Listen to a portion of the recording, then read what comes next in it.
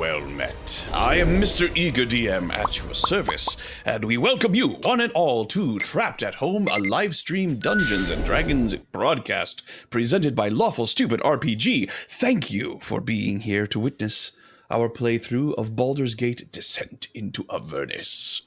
Joining us as always, we have Typhon the Wizard, Rhimb the Ranger, Persephone the Bard, Falkrunn the Cleric, Jax the Rogue, and Silas the Paladin Fighter. For the time being, and perhaps for not that much longer, we'll have to wait and see, the body of Rhimb the Ranger is being piloted by Islin, the Rogue Warlock. We also have a potential new character coming in this evening, probably just as a sneak peek for when she makes her actual debut. But that will all depend on whether or not the party find her. Wait, what? Yeah. So maybe you're just here to observe. We'll just have to see what happens. Is she in the bag of holding? Be honest. Great. Wait, sorry, Liz. They should have gone left there. Yeah. Well, guess so you're gonna be Liz has stuck. been- Wrong turn in Albuquerque. So Liz has been trapped at home this whole time. That's right. Speaking And that's of Liz, the moral. some people have seen her before. That's right. And we will get to that very well. My friends, it is time. I extend my hand, inviting you to step with me into fantasy. Release your hold on that which you know to be true, and let imagination rule for the next few hours.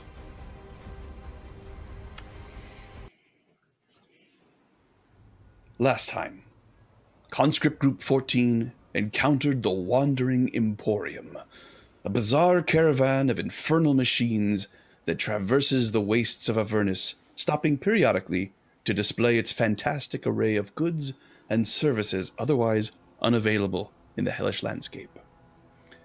There they met a variety of strange characters. Mahadi, the genteel and soft-spoken proprietor of the Emporium. Agamemnia, the human wizard in charge of Mahadi's magic shop, who initially dismissed the adventurers, but came to realize that they had come to barter for serious magic. Fawn Ripper, the halfling junk seller, who had in her possession a healthy and beautiful geranium. Bernie the Barber, the woman from Kalimsham who took great care in her craft. Rash, the Salamander, and one of the owners of the Firesnake Forge. Much was discussed and learned, and the adventurers currently sit inside the magic shop, finalizing their selections and ready to trade. But as the six of them sit and bargain, a seventh languishes in unending torment. Rhimb. You're standing in the square of Baldur's Gate, and you see a young woman, blonde. You recognize her from a show that you saw recently, and she is being menaced and harassed by a group of Flaming Fist soldiers. What do you do? Is this the first time I've seen this particular vision? Perhaps. Okay. Rhimb is going to take a deep breath, and he's going to say to himself, "This isn't real. This isn't real. This isn't real." And then he's going to go forward and try to save her. All right, make an intelligence saving throw. I wasn't prepared to roll dice. I don't even have his character sheet up, so I'm going to Just roll a d20. D20. All right. You come forward, and your great strength, you rip the men off of Persephone, and you tell her to run. And she begins to scuttle away, but as she does, you feel your arms being pulled behind your back. Incredible strength holding your arm, and you feel manacles slipping over them. And you are forced to the ground by a massive muscle that seems incongruous with the body that it's attached to. You look and you see the face of then Sergeant Zodge grinning down at you. He's got glowing red eyes. And when he opens his mouth, you smell brimstone pouring over you. Trying to strike the Flaming Fist, that's a hanging offense, lad. I wonder if we've got a rope that'll stand up to the weight. Best we kill him just now, don't you think? And as you feel the blade slipping between your ribs, you hear the muffled cries of Persephone as she's being carried away. The scene abruptly shifts, and you stand in the library of Riverstone Manor as an inferno rages around you. You breathe ice upon the flames, but instead of ice, it is fire. A hellish blast that brings with it the screams of the damned. Riverstone Manor is utterly consumed and turns to ash around you, along with all of your friends. The scene changes again. You pull back the string of Beriothean, its power tight against your chest. You release your arrow, but the line snaps, and the great bow falls to pieces in your hands. You hear a voice. A true son of mine would not have crafted such an unwieldy thing. Over and over, these corrupted memories play before you. You've lost all sense of if you are actively participating in these visions or if you are merely an observer who cannot turn away. Eventually, it seems as if you are, or part of you, is huddled in the corner of a vast room, watching the sum of your life play before you, each time more and more perverted. You become aware of a presence in the room with you, but you've become blind to all but the visions. You feel a touch on your shoulder, and the visions stop abruptly. My brave child, it is time. I've come to take you home, Rhimb. You need not suffer this torment any longer. I will endure, if there is still a chance to help my friends. After each vision, I think of one of them and hold on to that memory. I will endure. Such fortitude.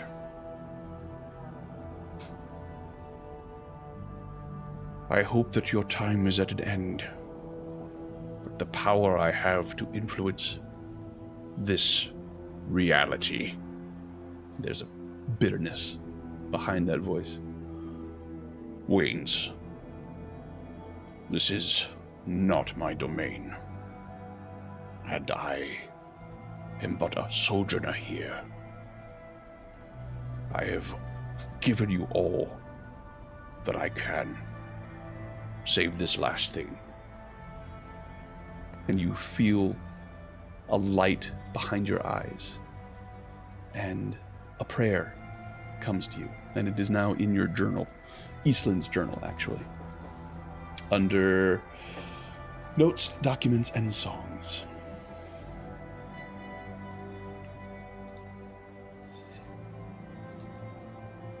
Thank you for your patience as I find it.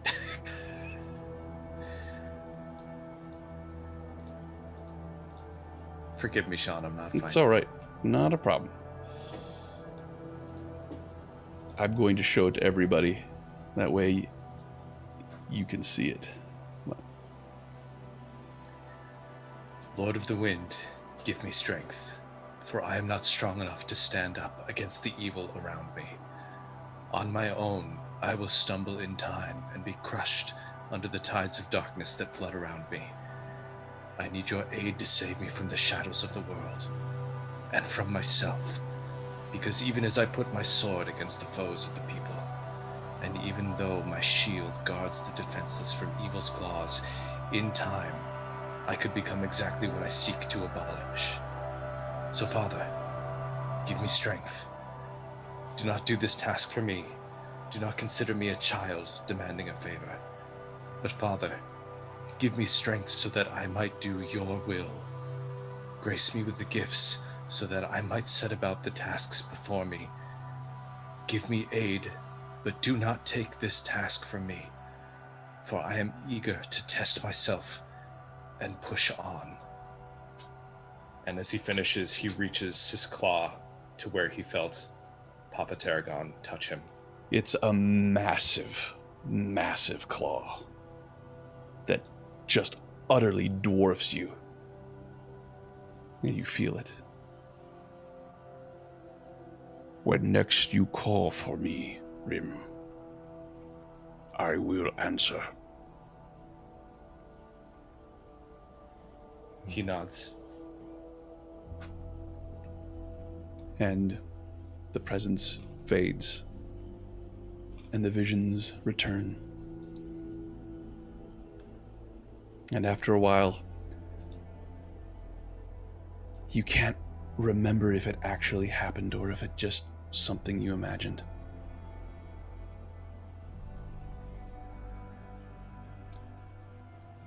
However, the rest of you are sitting in Mahadi's magic shop, right at the front of the Wandering Emporium, sitting across from Agamemnia.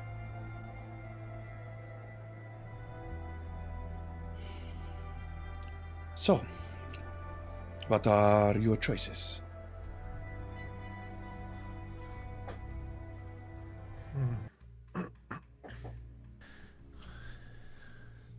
I'll have everything. One of everything. All? You've been able to identify a price for the delicate operation that we mentioned. Ah, yes. And indeed, it is a fascinating idea. One that I would be curious to see if it could actually be done. But I see several ways forward here. All of them expensive and all of them requiring time.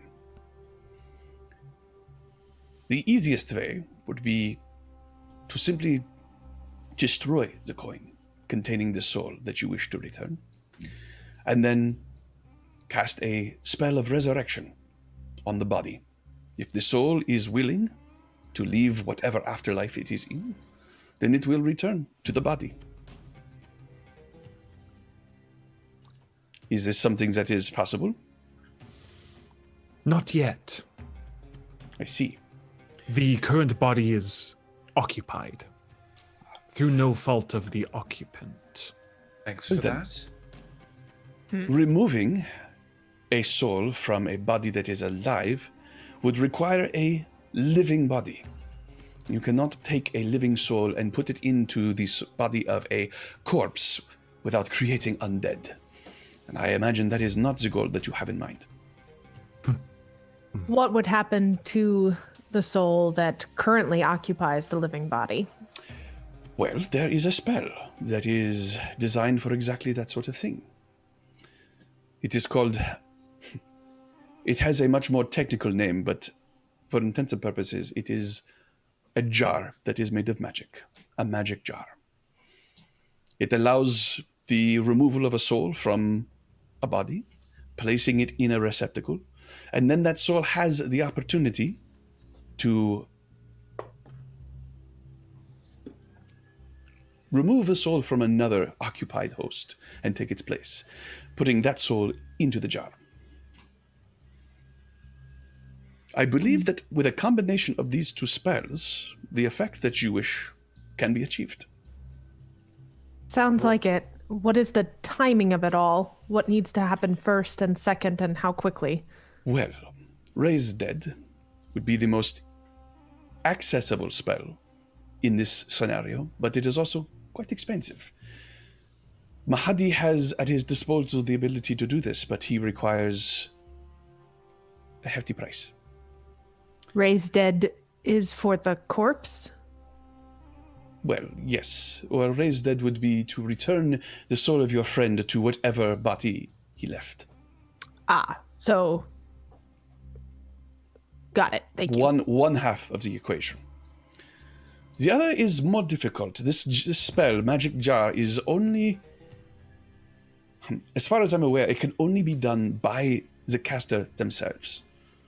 So, unless you are the one that wishes to... She looks to you, Typhon, wishes to take their soul from their body and put it into another, then it will require a great deal of arcane craft.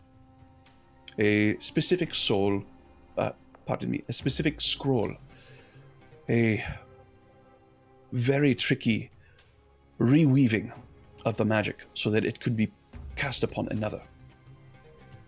I could do this, but it would take a long time, and again, be very expensive. What's a long time? Days at least.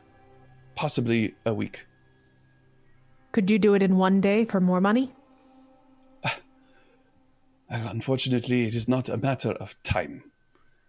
Or money, excuse me. It is the time required to actually create the scroll itself is considerable. And I must have time to recover.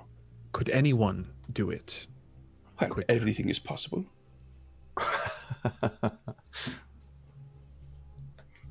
Well then, point us in the right direction. I have no idea who others than myself could do this. At least in the way that I have suggested. But I am, knowledgeable as I am, not as familiar with Avernus or the Hells as others you might find, or query. Mahadi himself might have more information. Incidentally, I have been instructed to invite you all to dinner at Infernal Rapture, at the treat of my employer, Mahadi. He's been very impressed by the amount of magic you have seen fit to barter with. There have been many occasions where individuals have come into the Infernal Rapture, to the Wandering Emporium, bearing the infernal machine of warlords that have come before them. But usually it is a transient thing to have someone come in not only with the machine, but also the strength and intelligence with which to actually achieve a position as a warlord. That is unusual, and Mahadi wishes to know you better.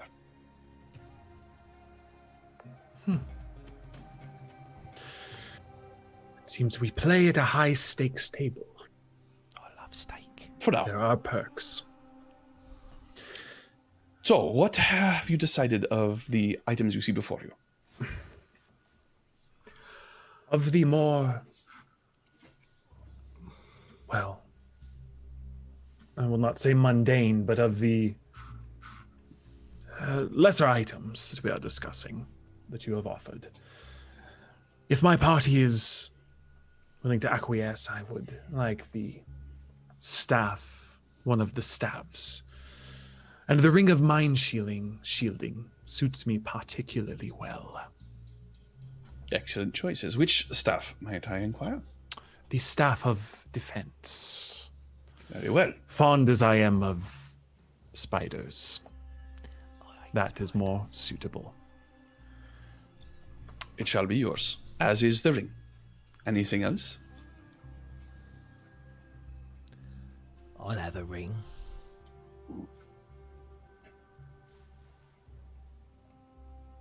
So if you all look on Discord, you will see the list of things that you have available. Mm-hmm. Choosing one, in some of the things that you have there, choosing one of them will exclude the others. Do we have somebody already who has the Raise Dead spell? Or do we need to get that too? Yeah, I do not believe anybody currently has Raise Dead in the group.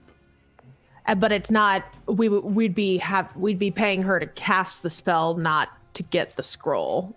Correct. She does not have that scroll available. Got it. And in point of fact, she cannot cast the spell. Oh, so she's just saying we need to find somebody who can. She can create the spell, the Scroll of Magic Jar, but she cannot herself cast the spell. Make an insight check.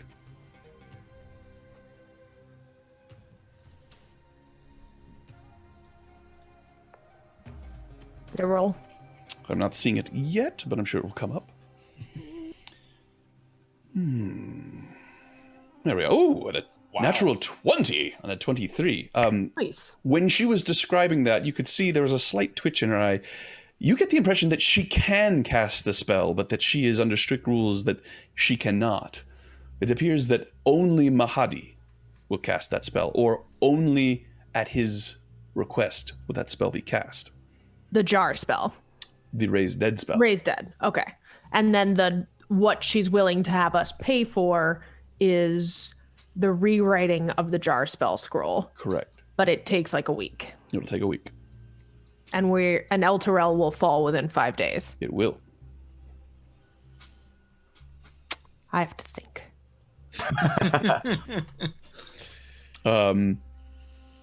So that is the Staff of Defense that has been taken, and the Ring of Mind Shielding. What else is going? Did we have a discussion, or did you guys talk about it before I hopped in, about the big three? The Griffin statue and stuff? We haven't yet. No.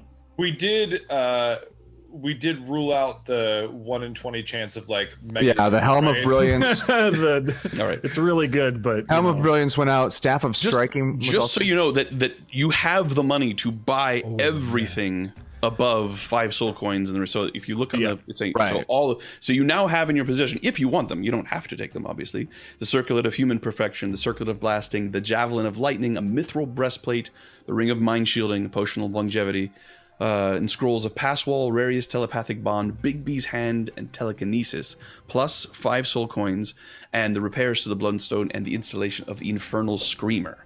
Those you all have. In addition to that, you can choose one of those 2 potions, one of those 2 rings, and the Staff of Defense has already been taken. So, then, so in this exchange, she raises an eyebrow and looks at you, Typhon, and says, "Do you wish to know all that your curious little thing here is capable of?"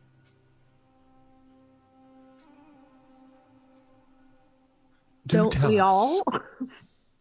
Well, I wondered if he wanted a bit of discretion, but so be it. And then she proceeds to tell you the rest of what it can do. I'm happy to tell you. Let's see here. I feel like we've just we're about to see what we passed up on Let's Make a Deal.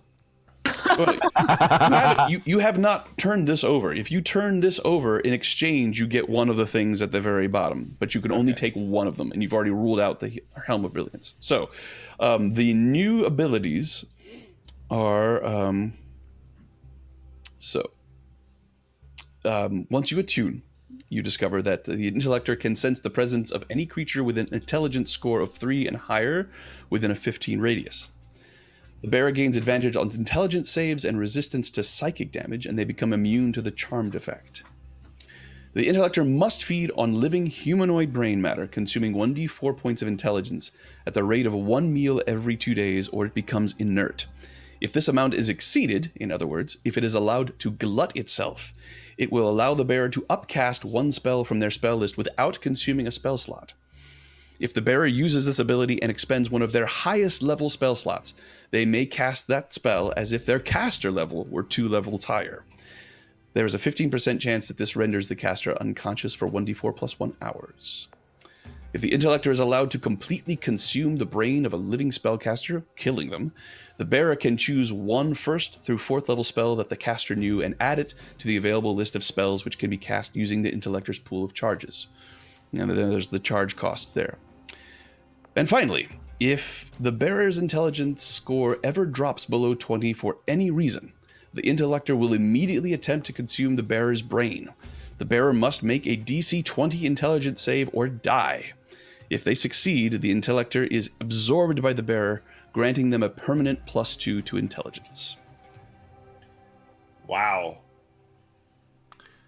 So that is what you have. Should have thrown it into the river. Right? that is a Selling it is fine too. Yeah, exactly. Yeah. We're getting something great for it. So, out of that's those true. things, I mean, the Ion Stone of Fortitude would be awesome for Falkrunn.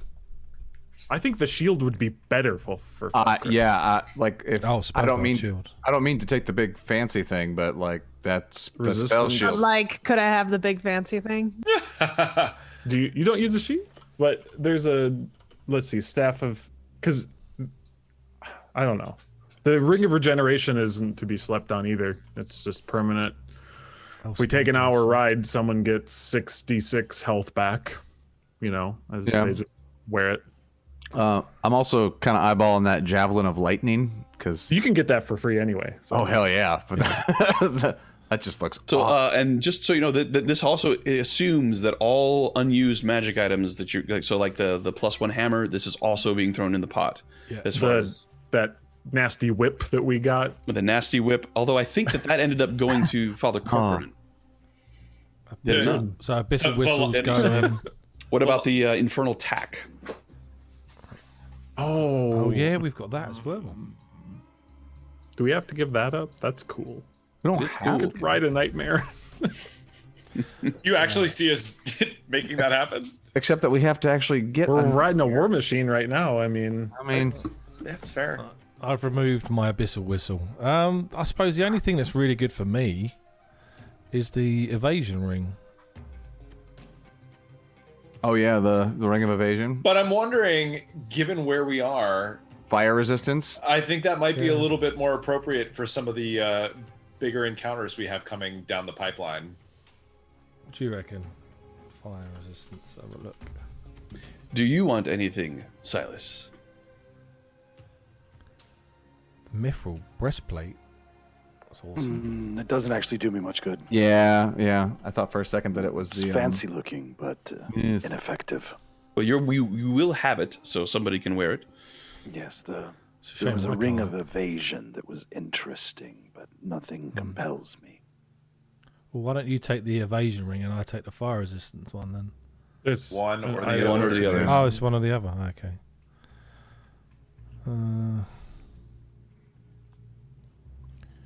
Ring of mind shielding. That's what you're having, yeah, Peter? It's Peter. So, we can't spend too much time on this, friends. So, What are you talking about? This is riveting drama. we're gonna go down the line here. I know that Peter wants the staff of defense and the ring of mind shielding. Of the other items, what is your vote, Typhon? Oh, Peter wants two, does he? Typhon He's is giving up the requested too. intellector. That's true. True.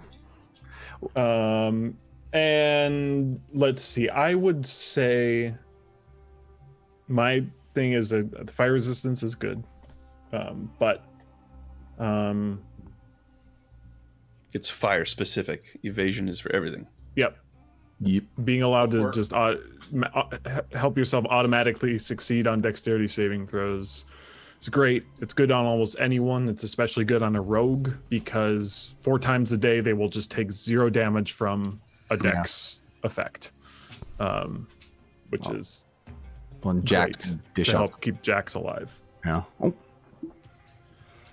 The circlet, anyone who sometimes doesn't feel like they have great action economy, it's a great thing. If they, for instance, if Silas is out of range and is positioning, he can still use just that kind of as free, something like that. It's a possibility. But as for the either or things, I think evasion is better. I think potion of speed is better. And as far as choosing, unless someone wants a +3 weapon, I think the Spellguard Shield is probably the way to go. Does That's- anybody disagree? I'm removing myself from the equation. I trust your expertise. Agree. Yeah, same here. Wise. So I'm hearing staff of defense and ring of mind shielding for Typhon, ring of evasion for Jax, the shield of spell turning for Falkrunn, circular blasting for Scott, for Silas. Not too into it. Well, you all have it, or not. That's your choice. You want to take the potion of speed, Silas? All right, potion of speed for Silas. I'll take the circlet of blasting. Circlet of blasting, excellent. Mithril breastplate. Falcon would wear that, wouldn't he? Yeah, I was just saying that's going to save somebody who can't make stealth rolls. Basically, it makes But Aren't we making? Didn't we get you plate armor though? yeah, we did. And I was just like, and I just got it, and I really like it. And I Yeah. don't- A plate armor's better. It's got to be better. It's a lot Yeah. better. I mean, truth be told, if I'm picking anything from that top list, it's that Javelin of Lightning that intrigues me. But unless somebody else wants that. Well, let's put you at the bottom of the list for that, Falkrunn, since I've got the spell you are guard. getting the very rare. Eastland can wear the breastplate, can't she? Probably not. Not in the dragonborn body, anyway. Oh, It's magic. It's no, magic. So it It'll really expand. sizes. Your One size hexblade. fits all. Oh, Hexblades can wear medium. And you could still use your stealth medium. and still get the full. Yeah. would I still have would that add to, because one of my feats is natural armor, is a dragon scale armor. Would that take away from that? Would that actually make a difference? It might, now Your that I stat think block about it. is confusing. Yes, it is a very confusing stat block. What's Mithril's breastplate 16, isn't it? Armor 16 plus 2 dex. Yeah. Right. plus 2 decks. So you, yeah. what's your AC right now? My AC is 17. It would get you 1 AC better. better? Yeah, I mean, it's worth it. sure. I feel like I wasted a feat, but yeah. It's just a racial trait, right? It You took the feat to improve the feat. racial trait. Oh. But sure, let's do it. It's not like There's it'll also be- this, and she holds out the bracers of defense. If you do not enjoy the mithril breastplate, That's stupid good. Oh, we can take it. Yeah.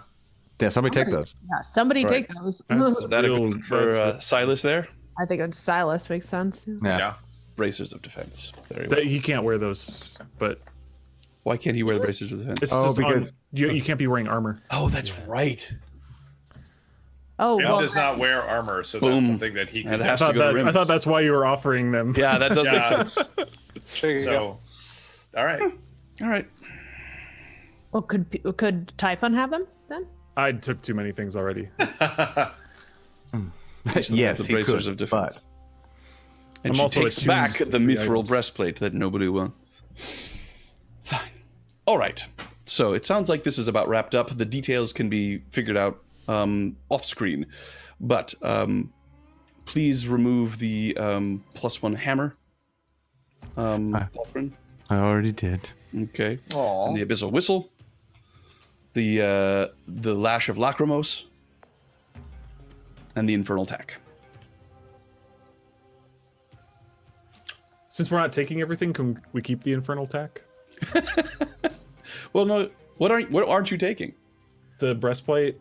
Well, she in exchange for that, you got the bracers of defense. Oh, Yeah. okay.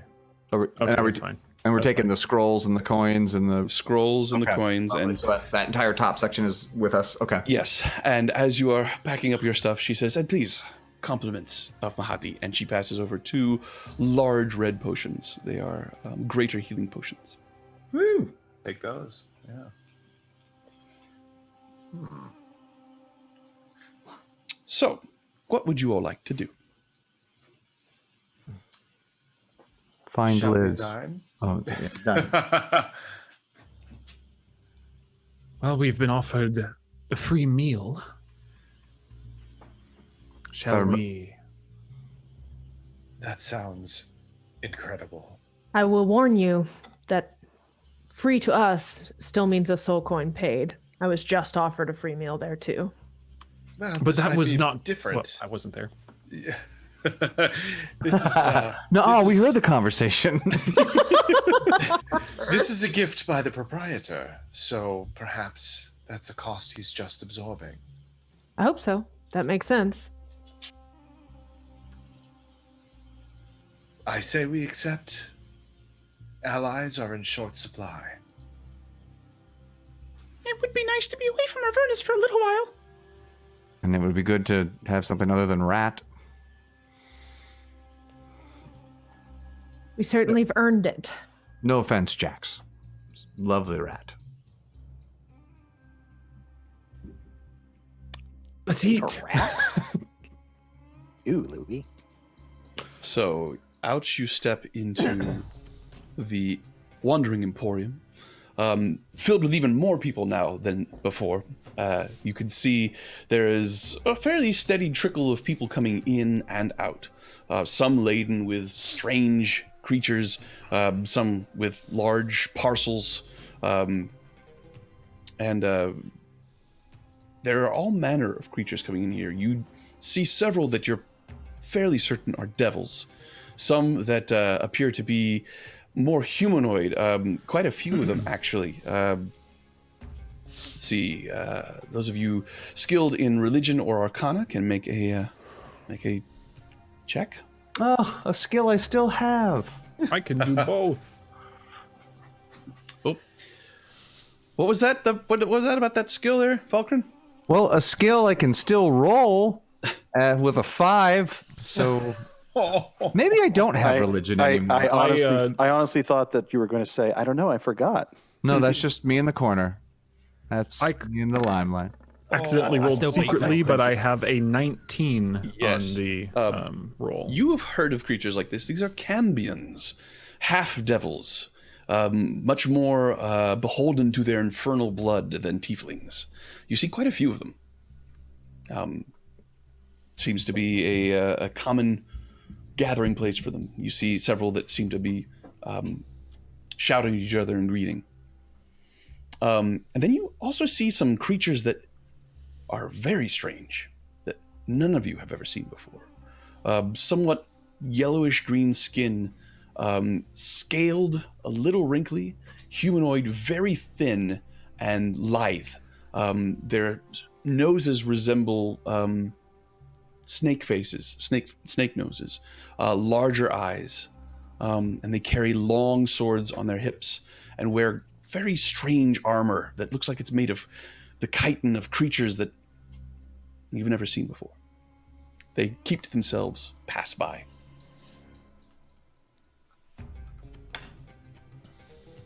But the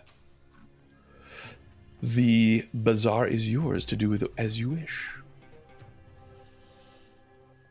Okay, I'll take it we're heading off to food, aren't we? Absolutely. Yeah. Very well. You wish to head into Infernal Rapture. Except for what I messaged you, Sean. Okay.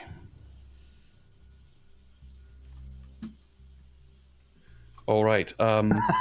Make a stealth check, please, Persephone. So for some reason it's rolling for me as Ryan's. So I'm gonna just Okay. so that stealth roll that is showing up in our chat as Ryan. It's actually you. Yeah. All right. I'm trying to figure that out while we continue to play. I understand. Well, so as you are heading towards Infernal Rapture, those of you who, I would have to say all of you, you sort of turn as you see Persephone has just walked into a large pile of discarded crates that are right outside of one of these tents that all sort of fall over. And she sort of grabs onto them to keep them from all falling in. And for a brief moment, the crowd around you sort of stops and turns and looks at her. Are you okay, Persephone? Fine. I'm just gonna set these back up. Keep going. Probably shouldn't leave each other alone here like before. Would you like someone to stay with you? No, I'm going to put the boxes up and then walk after you. I won't be without you. Keep going. Very well. Islan is going to keep half an eye Yeah. turning back as they walk away. All right. Persephone, if you wish to do what it is you wish to do without anybody noticing, I will need another stealth check or deception check. Your choice.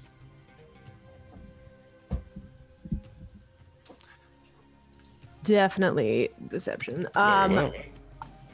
Silas, is she doing okay? I think it's best to leave her for a moment. She might take a moment to calm herself. Why is she angry? Now it's telling me that I'm not connected to the tabletop, but that I rolled a dirty 20. All right, a dirty 20. I trust you. Or was that the deception? So, if you are trying to observe this, then Eastland, then make a perception check. Oh, that'll fail.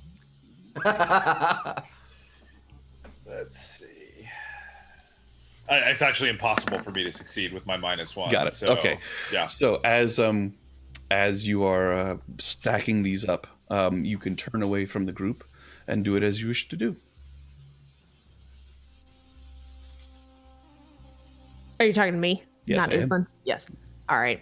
So as soon as I feel like I'm out of sight of the group, I do just kind of beat feet, and I'm just trying to find somewhere that seems private. Well, you can actually, as they're walking, you know that they're within range of you. They're probably still watching you, but as you are setting these up, you can have this conversation if you wish, Okay. without them Great. observing. So I call for Osmodeus. Amanazra. Osmanazara, dang it. That was so- Sorry. Osmodeus Is that the last time I talked to Sean completely about different this? pool. Yes. I did this the last time I tried to explain my plan to like- Sean. Wow. Call on Amadeus. Going straight for the CEO. Okay. Yeah. Say the name again, Sean. Amanazaro.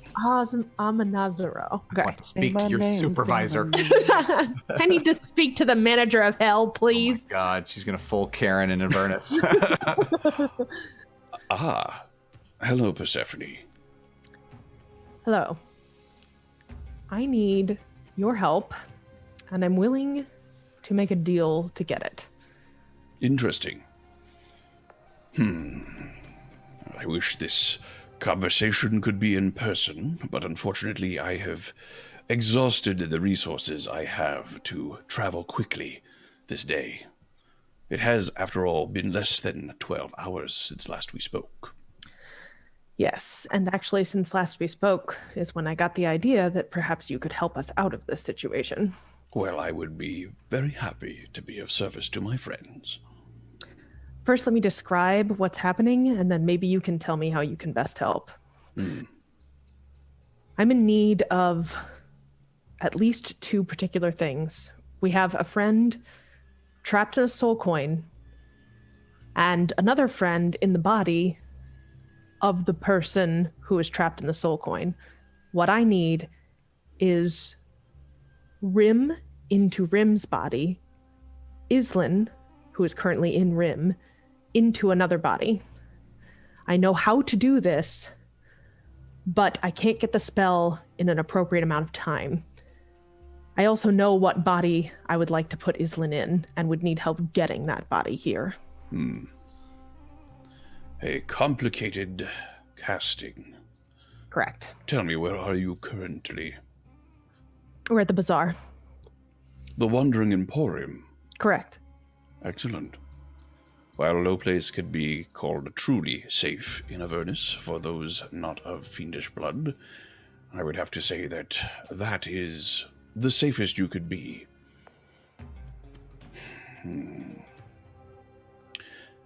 I do believe I can aid you in this, but it will, of course, cost something. Of course.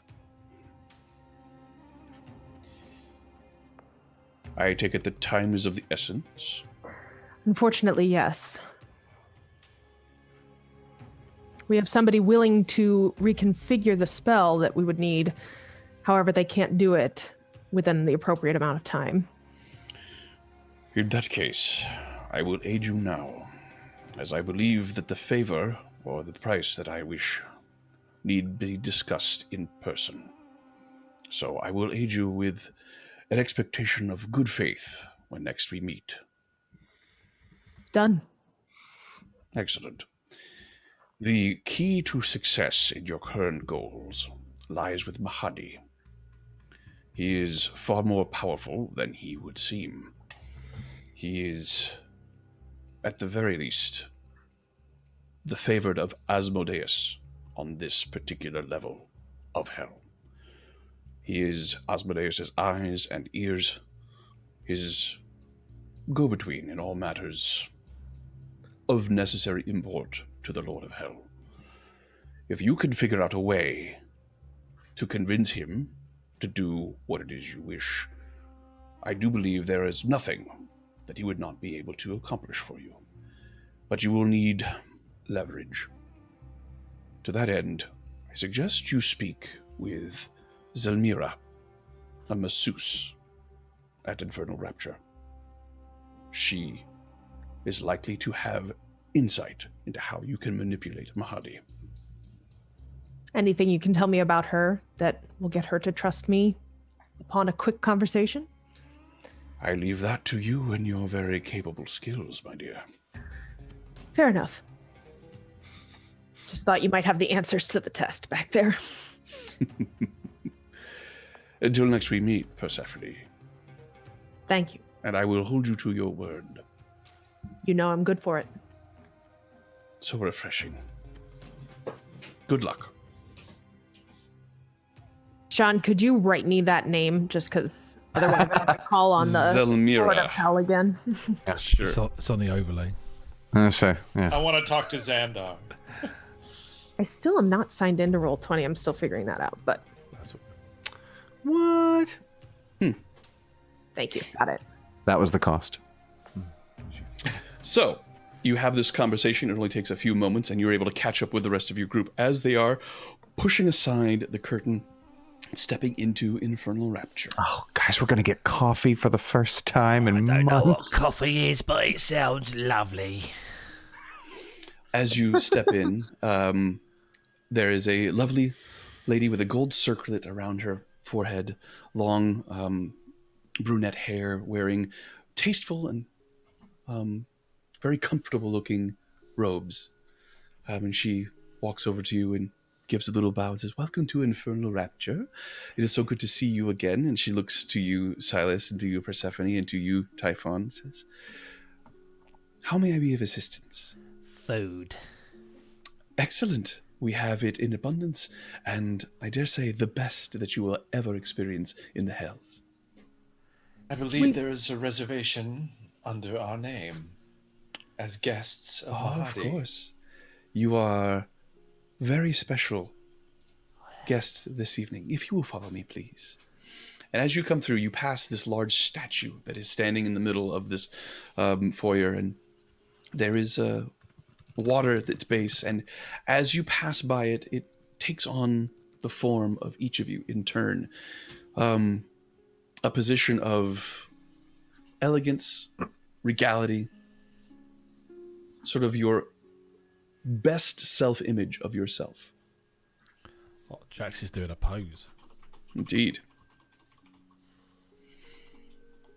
And she leads you into this other room. And as she does, you see a knoll. Excuse me, not a knoll, an arcanoloth. Although you would have no way of knowing what that is. A fox-like creature sort of stand up and bow and gesture to this table over here on the side here.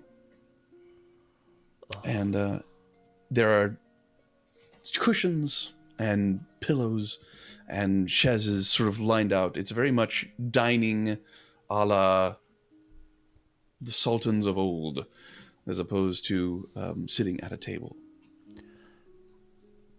If I pet him, do you reckon he'll bite? Well, most assuredly not. Din Gracchus will be your server this evening. And he bows and says, "I am honored to be able to assist you in any way you wish. Would you care to see the menu?" What's a menu? Yes, please. All right. After a moment, he brings a very nice menu, not laminated. Fresh printed with everything lowercase, but periods at the end. That's right. Typewriter font. Let's see. What's this, Falkrunn?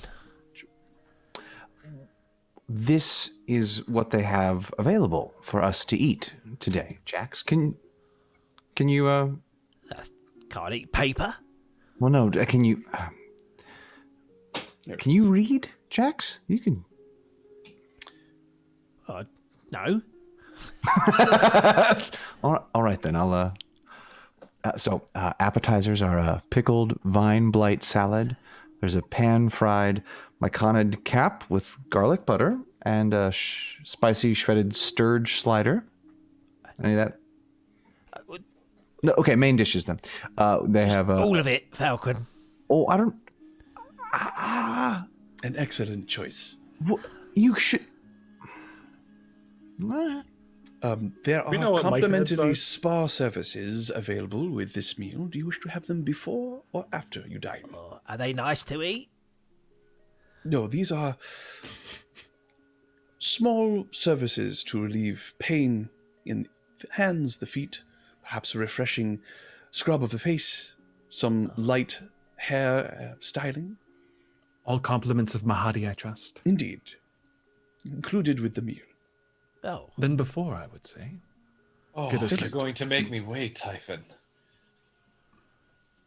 I I- really need to have something that's not ashy rat.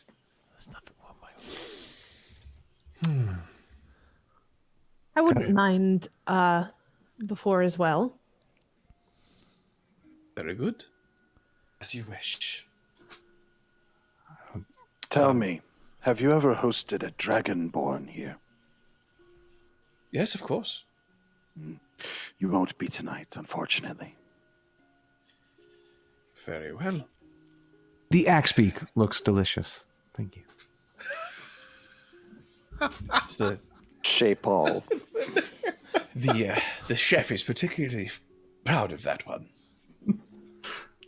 That's appalling. Who does your different services? Well, we have a variety. It depends, I suppose, on what you're looking for. Thinking more massage? In that case, I would definitely recommend Zelmira. I believe she is currently occupied, but she should be available shortly. I could wait for her. That would be lovely. Very well. And you sort of sit down, and cocktails are brought, and one by one, several different specialists of all looking as to be the paragons of their race. You see a half-orc come over, extremely muscled, wearing clothing, but that leaves nothing to the imagination in terms of his muscularity. And he comes over and he says, "Hello, my name is Maruk. I am here to rub your feet. Who would care for my services?" I'm in love with him. Oh, I'd love a foot rub. "Well, very well." And he sits down and he brings out a tub and puts it down in front of you, and has several different towels and oils, and he begins to wash your feet. And says, I'm a bit ticklish. "Get that a lot. I can use gentler pressure or more firm pressure, depending on what feels good. Oh, I've no idea. This better?" It's a bit funny feeling, but yes, that's good. "It'll take the weariness out of your body, I promise." And he proceeds to wash your feet, Jax. There is another woman who comes over and says, "Hello, my name is Belisandra. I am here to take care of any facial or hair needs that any of you might have." "Oh dear." She looks at you, Falkrunn. "Oh, I'm sorry. Well, perhaps some oil for your head?" Is it my face? Is that what's Oh, right. "No, it's Sure. She looks at like Persephone and and Eastland like, that sounds nice. So she begins to rub your scalp with oil, and they're very skilled. There are no nothing particularly, no benefits to this other than just relaxation. Well, what's unusual about that, DM? Right. A tiefling comes over, a male tiefling. He's got dark gray skin, red eyes. He's very attractive. He says, "My name is Remembrance. I'm here to take care of your hands. Anybody care for my services?" These. And Eastland will extend her claws forward. with the claws retracted. Ah, a challenge. Excellent. And he moves very languidly, caressing with every time he touches. It's never just a placement or anything. Everything is a caress. And whenever you look at him, he's making direct eye contact with you. Oh no! I'm so uncomfortable. How much eyeliner is he wearing? Quite a bit. How often is he winking? His eyes stay just Yeah. completely open the entire time. Oh no. Do not give him your cell phone number. Anybody else wish to partake in the services of Maruk, Belisandria, and Remembrance? The lady the hostess, has she told us her name? Portensia, she went back. Portiens, she has gone back to her post. Could I go talk to her for a moment? Absolutely. As you do, you see that in the corner there is a slightly bored-looking giant woman, very attractive, gently rocking Smiler to the Filer, who has fallen asleep. I am grateful he's asleep. Oh, that's great. He's here. Got some knots in my shoulder. Yeah, Maruk, Jax, the foot rub seems nice, right? Is that It's nice until he puts his fingers between your toes. It's really, really weird. Some people's favorite part. I want my fan new art of favorite. all of these things. Oh man, we're getting into a weird OnlyFans sort of zone right now. Scott, Silas, are you partaking of any of these things? Are you eating any of the food? Nothing. Okay. So you go over to Portiens. Persephone. I do.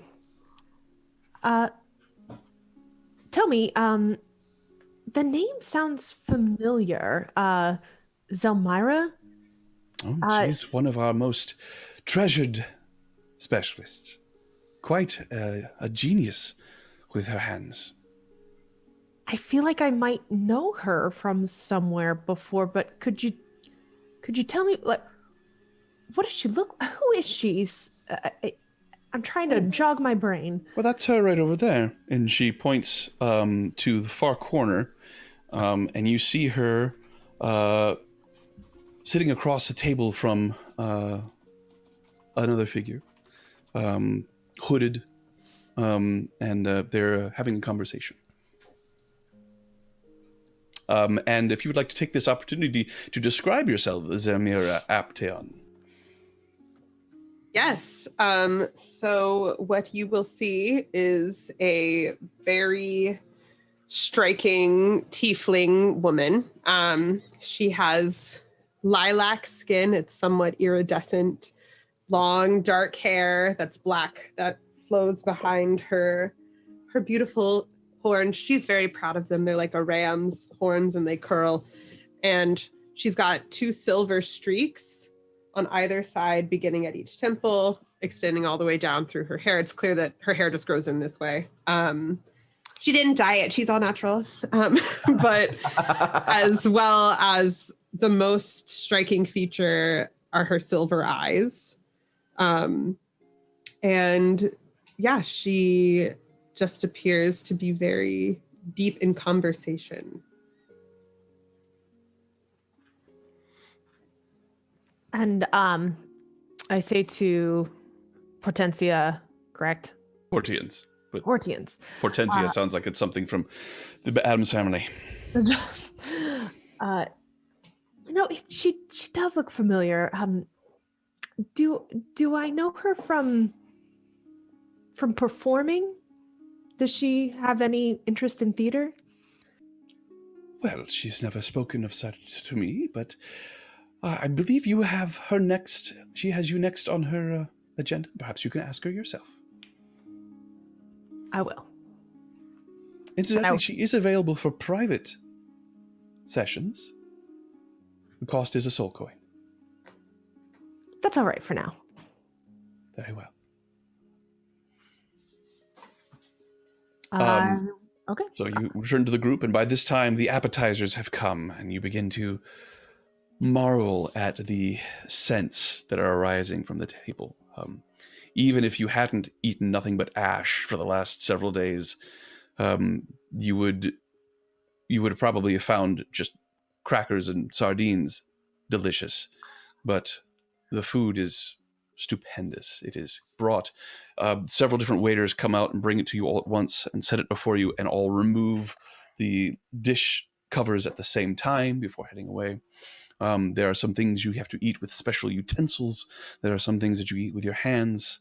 And regardless of what table manners you choose to use, nobody raises an eyebrow.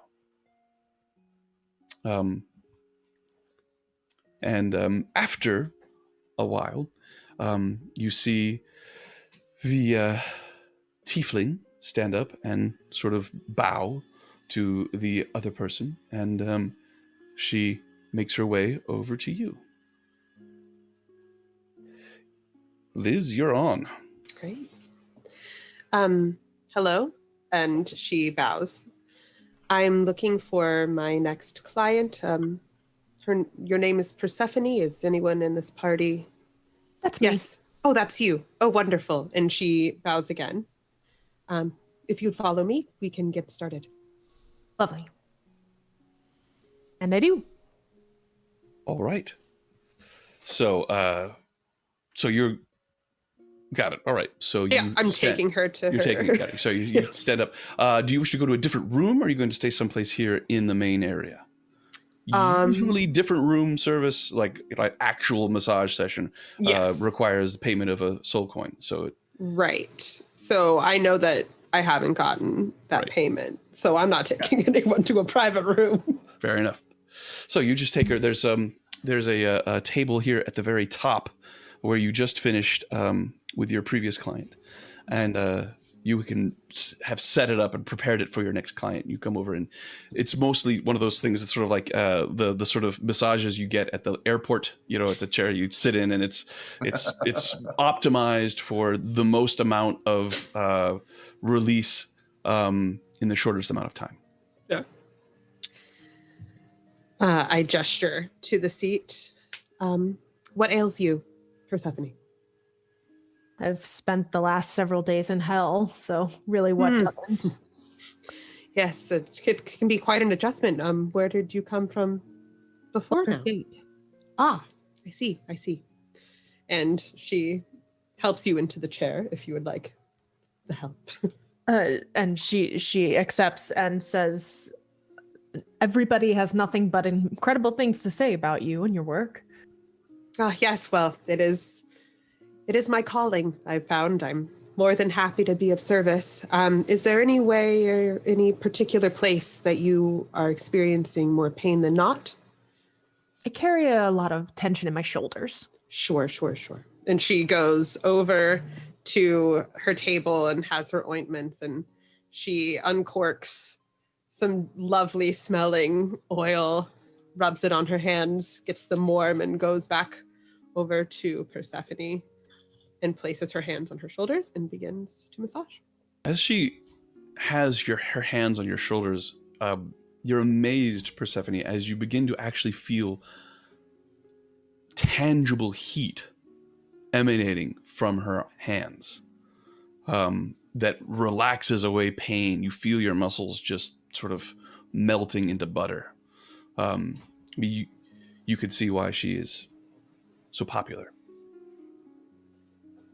Is that you? That the heat on your hands? Yes, it's my speciality. Yes. It's And- incredible. Oh, well, thank you. I live to serve others in this capacity. So it's my pleasure. Where did you come from? I've actually I've been here for a while now. And before that? Why don't I just focus on your massage? Absolutely. I'm sorry if I overstepped. Oh, no. I just want the experience to be about you. You don't really need to know me. I'm of little importance. So I'll go without speaking for a few minutes. As you go without speaking, this other figure steps towards the rest of you. I'm going to makes some of these other people smaller. And as the one of them finishes with one of you, they move on to the other. So eventually, if you wish, you will all have a manicure, a pedicure, and a facial, and work done on your hairs.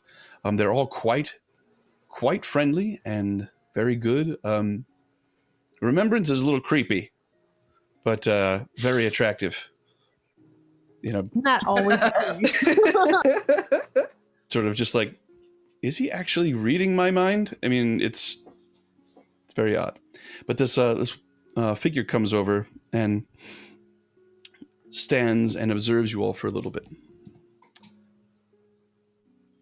and then cocks her head. And just a second. Hold, please, while my computer catches up with my brain. The between the You're toes. enjoying the art that you're seeing on the screen. That's by our very own Jade. The between the toes moment wasn't so bad, Jax. That was lovely. She pulls back her hood, and you see pale skin, long tapered ears, and you realize that the cloak that she's wearing is actually mostly feathered wings. And she says, "So nice to see you all again." Who's that? Surely you recognize me? That I certainly is the don't. lady we let out of the circle in the tower in Baldur's Gate. Oh. How did you make your way to... Kind of you to remember Alayala Zesteron. How are you... Well, we're here. How... You're not going to try to kill us, are you? Of course not. Just here on business. You have me at a disadvantage. Who are you? She looks at you. That's strange. I would have thought you'd remembered. But perhaps things have changed. I'm probably not who I look like, dear. I certainly can appreciate that. My name is Lila. Pleasure to make your acquaintance. She bows slightly. What's your business? Oh, nothing important. Just representing my mistress. Are you enjoying your evenings? Or what I'm passes gonna for live here evening here in forever. the Hells? Everything has been exquisite. Wonderful. This place is a Judging welcome by- departure from everything around. Judging by our dear friend Silas's face, I trust we're not all happy to see you, dear. Is that correct? Well, she, for the first time, turns to regard you, Silas. Who really knows what anyone's ever thinking? She looks and gazes at your arm, your left arm, the scarring and the charred flesh that is on it. And she looks down and a brief moment of pity passes over her face, and she shakes her head. But at any rate, nice to see familiar faces, and I do have you all to thank for returning me here, so let me know if there's anything I can do for you. My offer still stands to you. I'm afraid we're a bit beyond that. But I will see you again in a far more unfortunate circumstance than I hoped. You only truly become a slave once you decide to be one. My offer to you stands.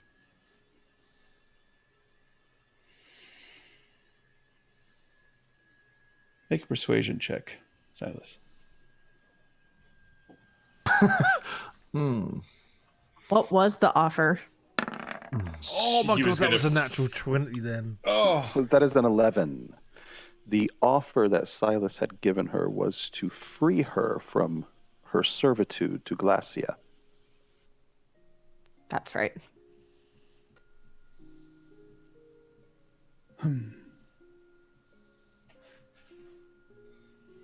I suppose here in Infernal Rapture it's permissible to dream at least a little. But one always must wake up. And she puts the hood back over her head. And turns away and says, "Oh, be sure you try the coffee. It's diabolically good." And she continues on her way out. Does she actually leave the place? If you watch to see where she goes, yes. Oh, every moment, yes. No, she passes out. She does not interact with anybody else. The only person other than yourselves that you saw her speak with was the woman who is now rubbing Persephone's shoulders. And speaking of which, let us go back to that. So at a certain point, after I feel that it has been long enough to sort of let the conversation that we started before go into the past, Persephone kind of gets up from leaning and turns around and just looks right at her and says, "All right, I can tell that you are not someone who's interested in being flattered. So I'm just going to be very honest with you. I need your help." With what? I have a friend who is in a desperate circumstance, and I am running out of time to be able to save him, but I can save him. And I've been told by a very reliable source that Mahadi could do it. And that same source said that perhaps you could give me a little bit of information about how I could persuade him to help. What exactly are you asking? She lowers her voice. I'm asking if you have any information about Mahadi that I could use to persuade him to help my friend. All I need is a bit of magic done that is far beyond the power of my group. I see. What sort of magic? We need to restore his soul from a coin back into his body. Well, I mean, yes, Mahadi would obviously be able to help. Have you thought perchance about asking anyone else? We did ask the owner of the magic shop, and she can do it, but not in the correct amount of time. Well, are you familiar with Smiler, the Defiler? Unfortunately. I might suggest approaching him. In what capacity? I just know that he might be interested in helping. He's here. I could take you over, introduce you. Helping with the information about Mahadi? Helping you with your situation. It's beyond my scope of knowledge. Not necessarily, Zilmira. You do possess one bit of information that would be extremely useful to know about in any dealings with Mahadi. Ah, yes. Just kidding. I'll say to you,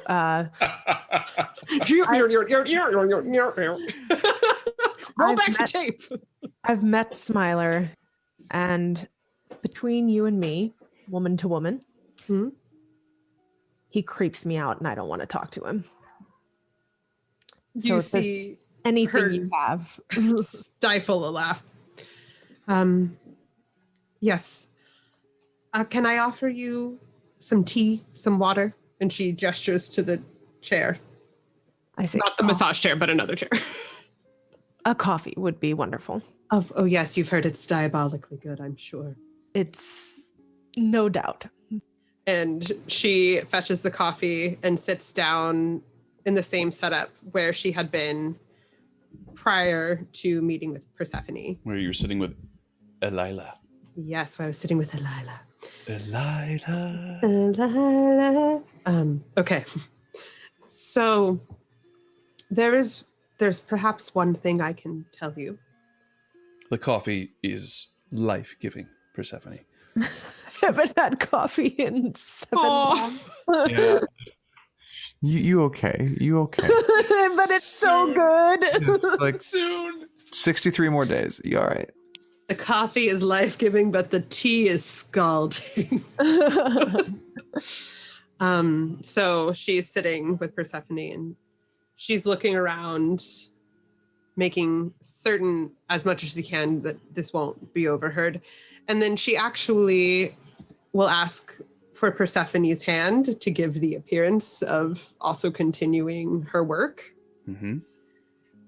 And as she is massaging Persephone's hand, she mentions, I say, have you heard anything about any weaknesses Mahadi may have?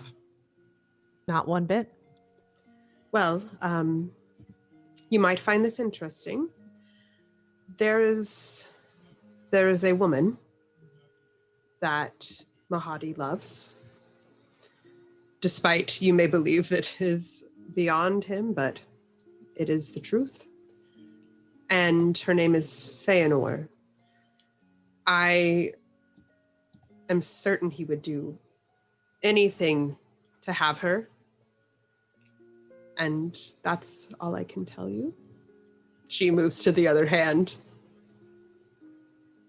It is actually extremely helpful. Bows her head. Is there anything else I can do for you? No? Nothing is free, Zelmira. Well, I was gonna say. No, that was wonderful. Thank you. Yes. Well, you know that there will be some sort of trade that must happen, correct? That would only be fair. I know that you are apprehensive of Smiler. Mm. However, if he asks you to do something, I urge you to do it. I'll take that into serious consideration. Wonderful. And she stands up, kind of like brushes her hands on the front of her legs. And so if there's anything else I can do for you, just let me know. It will. And she leans in and she says, as earnestly as she possibly can, thank you. Yes. And she goes back to preparing her space for her next client. Which will be one of the group, if anybody wants it. At any rate, the meal continues. And after a while, in comes the man himself, Mahadi. And he walks over to you all and he says, hello. I see that you seem to be enjoying yourselves. Do you mind if I join you? We insist. How gracious of you. Thank you. And he sits down, and as he does, several servers come up with a series of pillows that are arranged just so. A large hookah pipe that they put down in front of him, and he begins to suck on the end of it with the bubbling goes up this very large sort of demonic looking metal and glass smoking apparatus. It's enormous. It's takes up at least 2 feet, and eventually a very steamy cup of something that smells heavily spiced is brought over to him, and he begins to sip as he engages you all in light conversation. Says, so, quite an interesting group of items that you have brought to my shop. In exchange for some equally interesting things. I'm very happy to hear it. It is not that unusual for the more impressive infernal machines of Avernus to change hands, but usually it is thugs and brutes. It is nice to meet genteel people. And he sort of looks over at Jax, and then his eyes sort of move past him and continue on with the rest of you. Perhaps those that could actually be worthy of the title of Warlords of Avernus, should you wish. Oddly enough, I think that this group succeeds specifically because that is not what they wish. Indeed. At any rate, powerful individuals likely to grow in power. Or not. But I am happy to have provided this experience for you so that should we ever find ourselves in a position to bargain again, you will look upon me favorably. How could we think otherwise at this point? You are too kind. Have you ever serviced here any of the other warlords of Avernus? Oh, many times. Indeed, not but 4 days ago, we had here Ragadaga and his group of lycanthropes. A very challenging customer. Is that the one we murderized? Oh my god. Sorry, he's sort of smoking. He's What is that thing? Can I have a go? This is my own private blend, but should you wish, I could see that such things are made available for you. There is a price. Oh no. It's going to be another. He smiles Seldarine, knowingly. isn't it? Which brings me back to the topic of trade. Agamemnon has informed me that you have further need of my services, perhaps. Specifically, a spell and, well, 2 spells, but one of them a bit more harder to come by than the others. Is this correct? Quite. Well, for Raised Dead, I charge a very steep price. It requires a contract between an individual and, well, the One of Nine himself. A very serious contract. Your soul. And that is non-negotiable. In exchange for the casting of Raised Dead, Asmodeus requires one of your souls.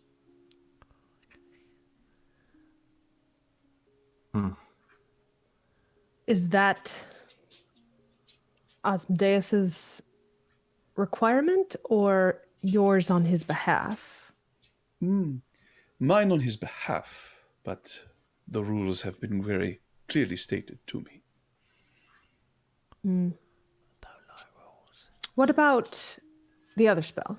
The other spell, not quite as hefty a price, but still quite expensive and time-consuming. I will require 100,000 gold pieces, and I'm afraid that Agamemnon informs me that it cannot be done in less than 5 days. All very interesting proposals. Does anybody care to insight any of this? Oh, sure. Yeah. Jax is Did we? just lying up Was there his any back. time where we talked with Persephone and relayed the information she got from Zelmira before Mahadi came over? I'm thinking not. Yeah. Well, so what I was about to say, I'm happy to insight first, but All then right, well then, never mind. Okay. I have a counter offer to put on the table. How quaint. Reminds me of old times. Please, your counteroffer. And I lean into him and not like whisper so that nobody can hear, but just make it a private comment. We could give you Feanor.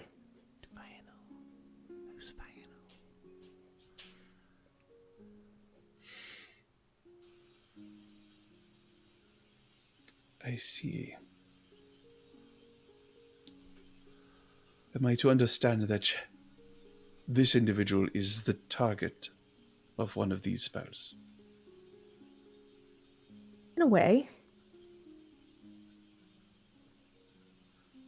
How does she play into this, might I ask? Let me ask you this. What about her fascinates you?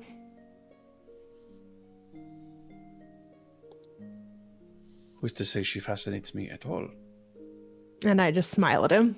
Is a powerful warlord of Avernus.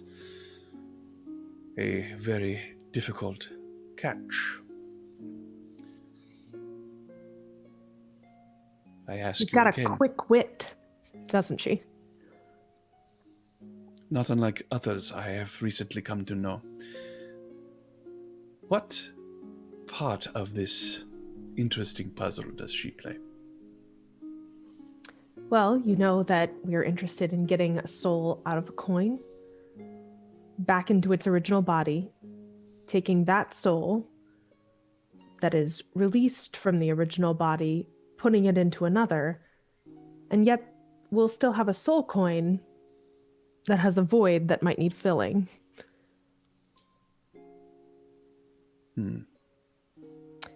I'm interested in her becoming the second body. And her soul could be yours.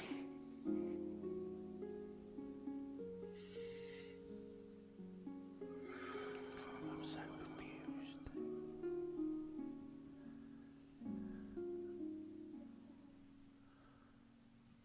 There would need to be a contract Between whom? between all of you and myself. Leaving Asmodeus out of it? Yes. Done. Does she speak for you all? Jax is just looking at the smoke, waiting for him to be a bit distracted. We'll all, of course, review it, but yes, I am in accord with Persephone Steelhollow. He looks at you each in turn. His eyes have gone very dark. The affable nature that you have come to see him in all manners is gone completely. His face is dark and evil looking. Try to take my sword. He turns to you, Silas. A moment. He nods. And And the I turn to cushions that he is Persephone. sitting on rise into the air. And he floats over towards Zelmira. Persephone. Yeah. Perhaps you could enlighten me. What is it exactly that we're doing? Well, Islin at one point had said that Feanor's body would be a perfectly suitable replacement for the one that she has lost. Since then, I've been trying to figure out how I could make exactly that happen. And through many channels, I've found out that our friend Mahadi here not only has the ability to do this magic and to do it way faster than we were originally told, but that he has a vested interest in Feanor as well. So it seemed like the perfect trade, and it seems like he's interested. So, at the end of the day, Rhimb would be out of the coin back into his body, Islin would be in Feanor's body, and Feanor would be potentially in the soul coin and with Mahadi. And this Feanor, what do you know of her? She's the same one we met at Mad Maggie's, who attacked us in the middle of the night. I have no sympathy for her, and if she spends the rest of eternity in a soul coin, I think it's better for everyone. She is not an easy target, though. She is a powerful necromancer. Correct. But we have already taken down one warlord of Avernus. Well, who says we even need to take her down? We don't know if Mahadi could lure her. And if not, we have other people we can ask to bring her here. Indeed. There could be a way, but... Is he still with us? No, his cushions stood up, yeah. have levitated, and he's moved over to. Yeah. I'm sure in his Zelmira realm, in is. his domain, he can't hear a thing we're saying. Yeah, though. I know, right? Yeah, he is not physically present. You see his hunger when you spoke that name. I'm sure all of his lures had been cast. We might have just presented him with something he hadn't thought of yet, so... That's my hope. Zelmira, as you are cleaning up, you feel a presence behind you. And you turn and you see, lounged on his cushions, Mahadi, with his hookah pipe. Hello, Smile and- Zelmira. Hello. How Is are there any- things here in Infernal Rapture? Things are wonderful. Things couldn't be better. Very glad to hear you say that. It seems that our new guests, and he sort of looks over to them, are extremely insightful into certain secrets that I can't think very many people are aware of. Would you know anything about that, my dear? Are you referring to the knowledge of your affection for Feanor? I am indeed. I was hoping that we could use this as an opportunity to get you what you want. It will only be a boon to you to have her. I see. So you inform them of this secret desire of mine out of kindness to me. I have nothing but loyalty for you. Make some sort of check. Okay. Please. Is this going to be deception or is it going to be persuasion? If you are lying, it is deception. If you are telling the truth but trying to get him to believe you, then it is persuasion.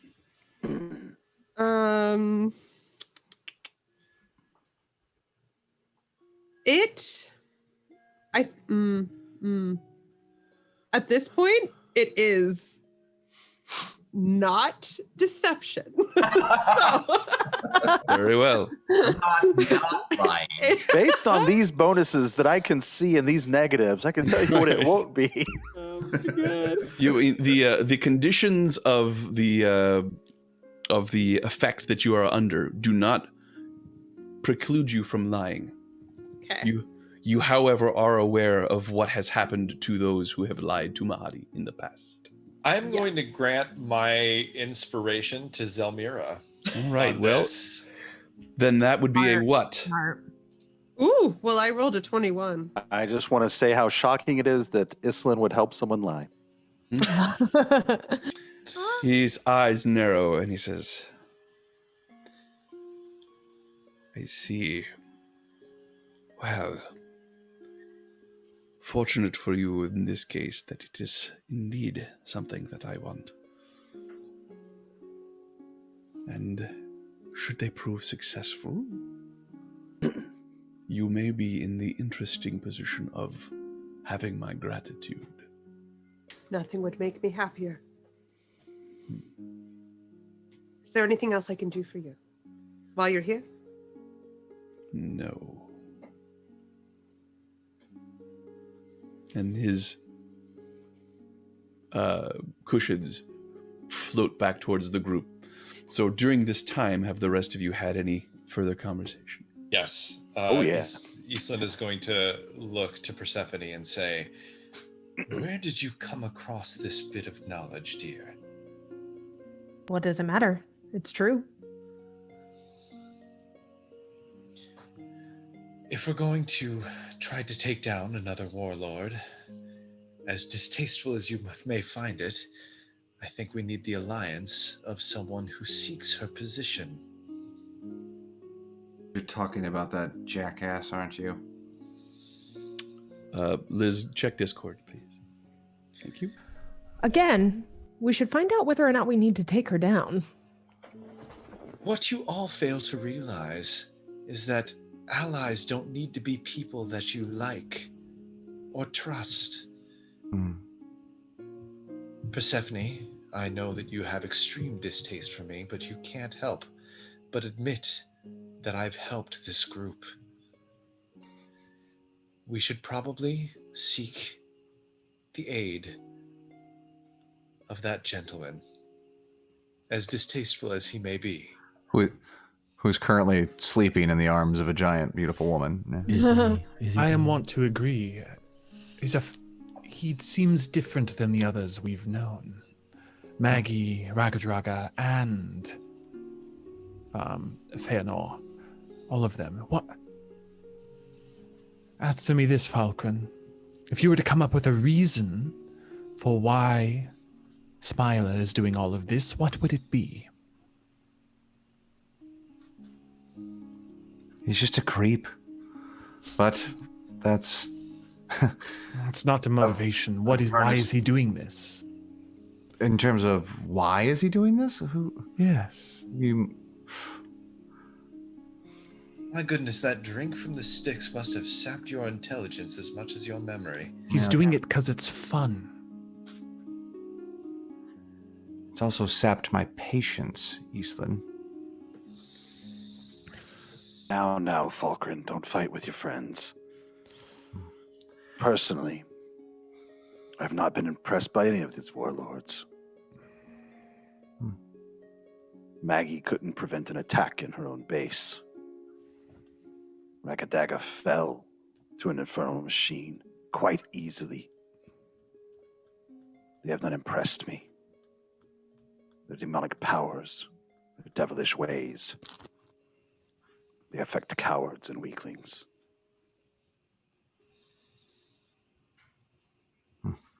I think we are still a step ahead of ourselves.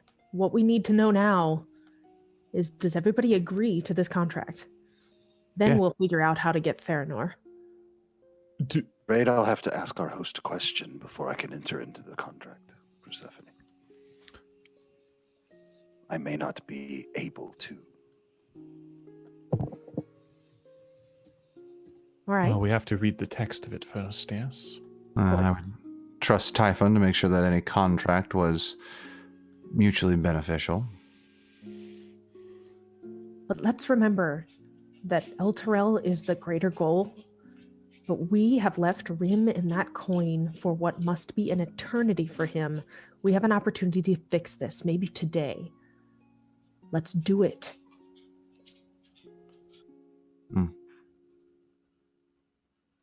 The straightest point between two lines, is it? When it comes to saving one of our friends? Yes. When it comes to anything, Persephone, this is my way. A very large and exotically beautiful woman comes walking past you all, goes past the pool here, and exits the door. She looks over at Maruk as she passes, and he looks at her and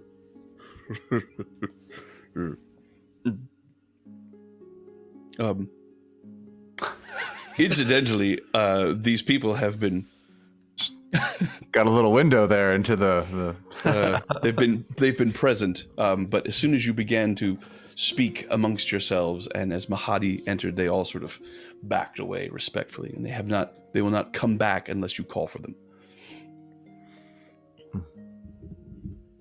Zelmira, Go ahead. Zelmira has gone to talk to Smiler to let him know that something is in the works. All right. So Smiler's snoozing on the cushions, and you walk up and he's like, I think something is afoot. You would be right. Did you speak with the succubus? I did. And did you come to an agreement? I did. Excellent. We'll have you out of here in no time. Wonderful. As a curiosity, DM, is it quite obvious that Zelmira is speaking to Smiler the Defiler? She walked past you all, but they're in another room. Also, Zelmira. Oh, sorry. Sorry, as a note to the DM, the moment that Elila was revealed, I won't stop being suspicious as Zelmira wherever she walks now at this point. All right. Well, in that case, you would have seen her walk over in that area, so make an perception check, Silas. I can feel that. Yeah, he knows how to counter you, and you're. That would be a natural 20. So, even in the midst of this very serious conversation that you're having with everybody, you clock the fact that Zelmira has walked past and she has moved into an area where you know that Smiler Defiler was sitting. I asked Smiler upon entering if there was anything I could do to appear, again, otherwise engaged. That I'm just doing my job. I wouldn't mind hearing I'm mainly trying to make sure that Zelmira is not alone in a different room with anyone at any time. I was ready to go after if Persephone had left the room alone. He sort of sits there and he gets quiet for a second. He says, I wouldn't mind hearing you say my name again. You're Smiler? Not that. The other one. I was like, Smiler the Defiler. The artist formerly known as Smiler? Yes, the artist formerly known as. Of course, and she leans in close to his ear and whispers, Galinaris.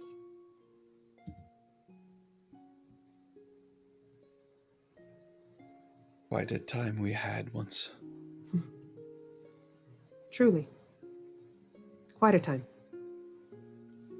I think that group of charmingly naive idiots over there will be instrumental. So I have no doubt.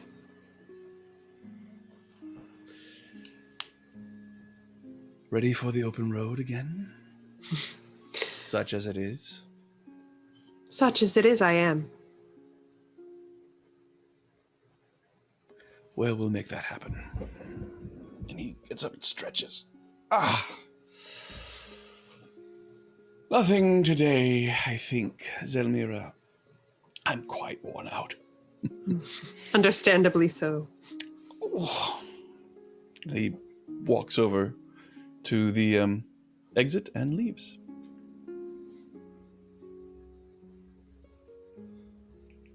Is Mahadi around? Mahadi has made his way back to you. Thank you for the time. Of course. So, Mahadi. Although there are moments in my truly wish waters could wash away the memories of. Certain bargains that I have made stand. The terms of your contract will be important. His eyes narrow and he says, I see. Are any of the rest of you under such contracts? Iselin raises her hand.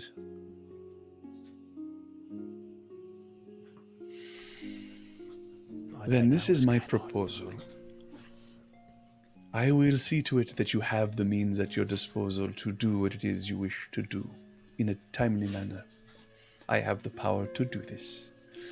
In exchange, you will give me the soul of Feanor, either in a soul coin or in some other apparatus. If you do not do this, you will owe all of me your lives.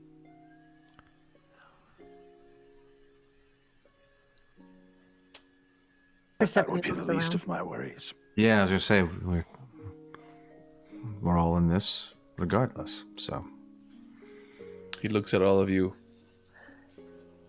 Define timely manner. When do you need it done by? Yesterday. Well, I don't think I can manage yesterday, but I might be able to manage very, very quickly. It is a matter of expending resources, but I think in this case I will be able to expend quite a few. Zelmira. Yes, and she appears. Would you be so kind as to travel to the magic shop and ask Agamemnia to join us? Nothing would make me happier. Such a delightful creature, he says, as Zelmira moves away. Do we get any sense of, just in when we see him interact with her, that is a enslaved position?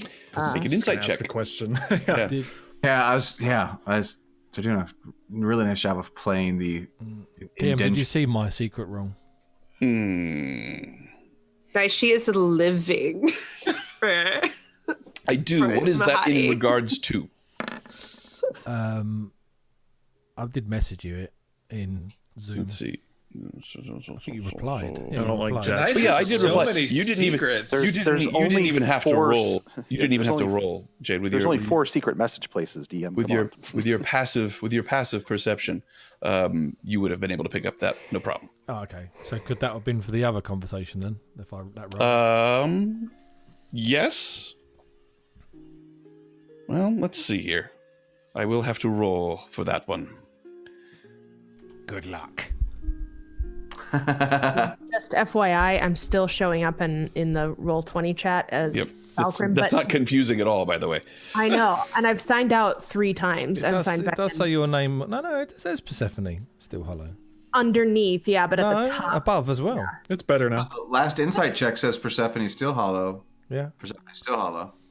Oh, great. Okay, great. You could hear absolutely everything up until the point where Zelmira leaned in close. You could not hear that. Okay. And anything that was said after it, you could also not hear. I like secrets. So, Mahadi is sitting there, and you're making insight checks. So I've got an 18, I've got a 21. No, that's Silas's old 21. So an 18 from Persephone. Anybody else wish to roll insight on to this relationship between Zelmira and... Oh, sure. I don't need to, I'm guessing. Yeah, you don't. 5. 5. You're like, I wonder. I don't care. No, he already knows. Falkrunn came in with a 17. It is interesting. You do see a little fear behind Zelmira's eyes, but she seems to be as genuinely happy to serve as a person could make themselves appear.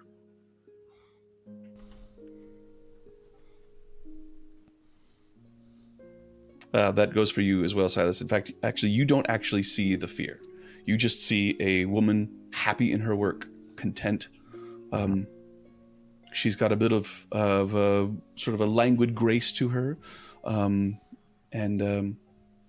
Let's see. Persephone, you think that there is a creature of power behind these lilting gestures and this quiet voice.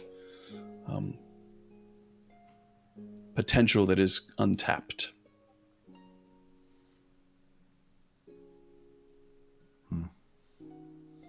I look at Mahadi,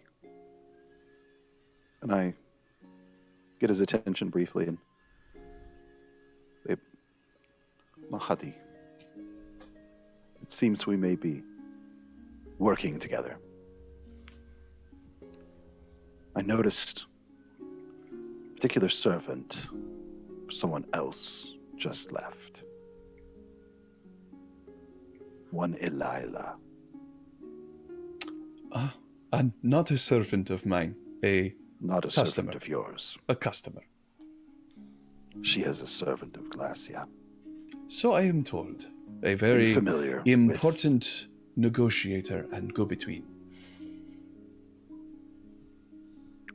Are you aligned with Glacia? These are dangerous questions, my friend. Yes, they are.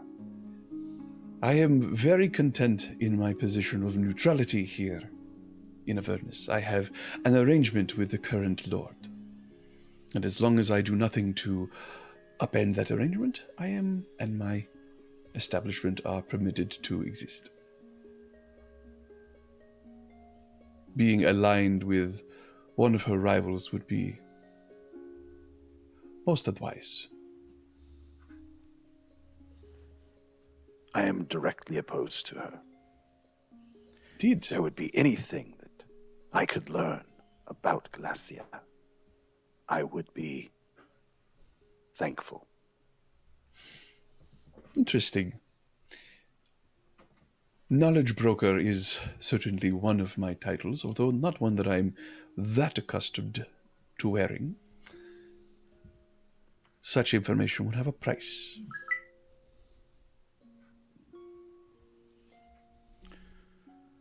Price is determined by value, yes? Yes, but in this case, since I have the information, I get to determine the value. And what would that be? A soul coin. I don't have one. Well, then when you acquire one, I will be happy to take it from you in exchange for some insight into what I know about Glacia. The dark prodigy. Should anyone offend you, should they not express gratitude for your hospitality, should you ever need assistance with that one, this is something I would give for free.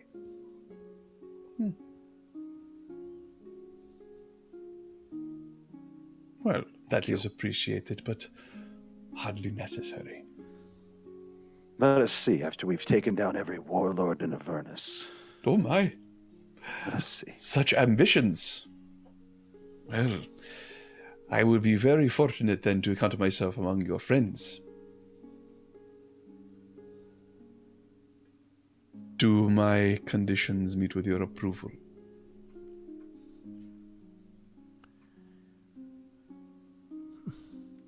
The wording of the contract, of course. Typhon. Is there a limit on the time we have for this? Perhaps she flees and we are unsuccessful upon our first encounter. So long as we persist, we are in accordance with your wishes. I understand your concerns, but I think given the amount of resources I am about to extend and the personal risk I am taking to extend them, I will require this to be done in 2 days.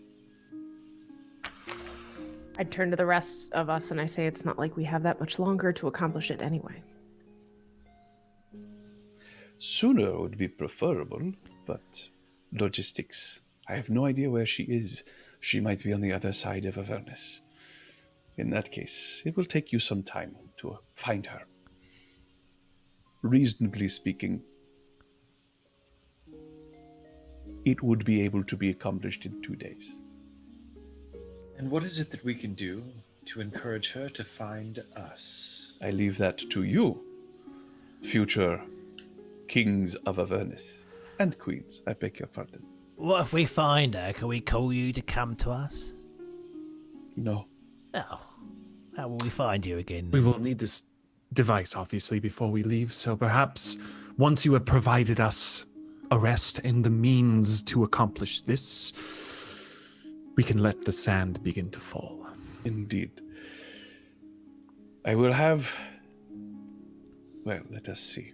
And at that moment, Agamemnon walks up to you all, and she bows and says, "How may I be of service, my lord?"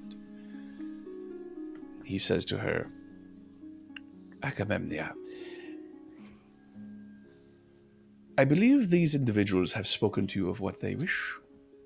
And she nods her head, puzzled. She says, "I gave them your customary price and told them a reasonable one of my own." And he says, "I will be absorbing that cost, and this must be accomplished immediately." She raises her eyebrow and she says, I do not think it can be. He says, "Use the library." And her face kind of blanches. She swallows. "I see. And when would you want this delivered?" He says, "I think at the end of dessert, Agamemnon." Her eyes widen, and she bows and runs away as fast as you've ever seen somebody run in robes. And Mahadi relaxes and says, "Now, who is ready for their main course?" Can I have a bit of your pipe? If you wish to smoke of my pipe, we would have to be much better friends, my good friend. Jax, let's just focus on the food. I can do that, yeah. There are such things available for my guests, however. Why don't we start with the mains again, and then we'll go to dessert? For my special guests, I offer you a night's rest here in Infernal Rapture. And recreational drugs, if that is your pleasure. Is that good, Falkrunn? Not in your case, dear. I wouldn't recommend it, Jax. No. Just food. Yeah, just food. So, you eat. The food is delicious. And you partake of all of the sumptuous luxury that special guests of Mahadi can enjoy. Zelmira, your evening is yours to do with as you wish. Well, so I'm aware that they're staying, correct? Mm-hmm. Yes. Okay.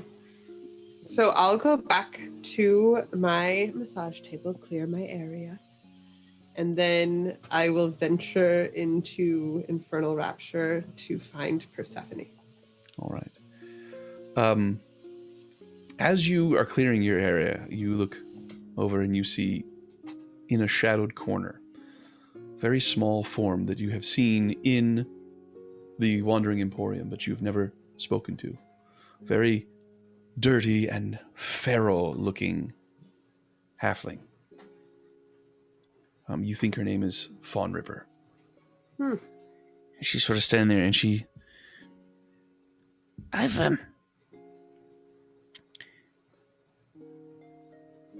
I would like a massage.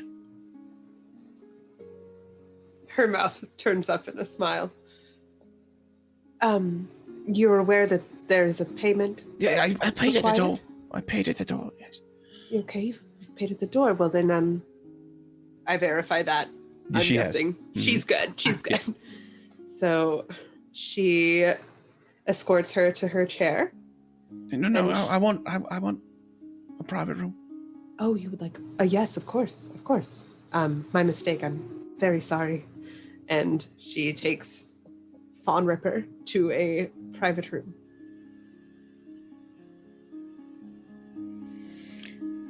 I don't really want a massage. I just want a quiet place to sleep for a while. Oh, yes. Well, you're welcome to do with this room what you wish. You have paid for it, so it is yours to enjoy. Well, I couldn't decide if I wanted to eat the food or have a massage or do one of the other things. Well, the massage, it can be very helpful, very soothing. Is everything... I sold my most precious possession for this. I don't know what to do. I can... And so she's very touched by this small creature. Very dirty and... Very pitiful. Indeed. And so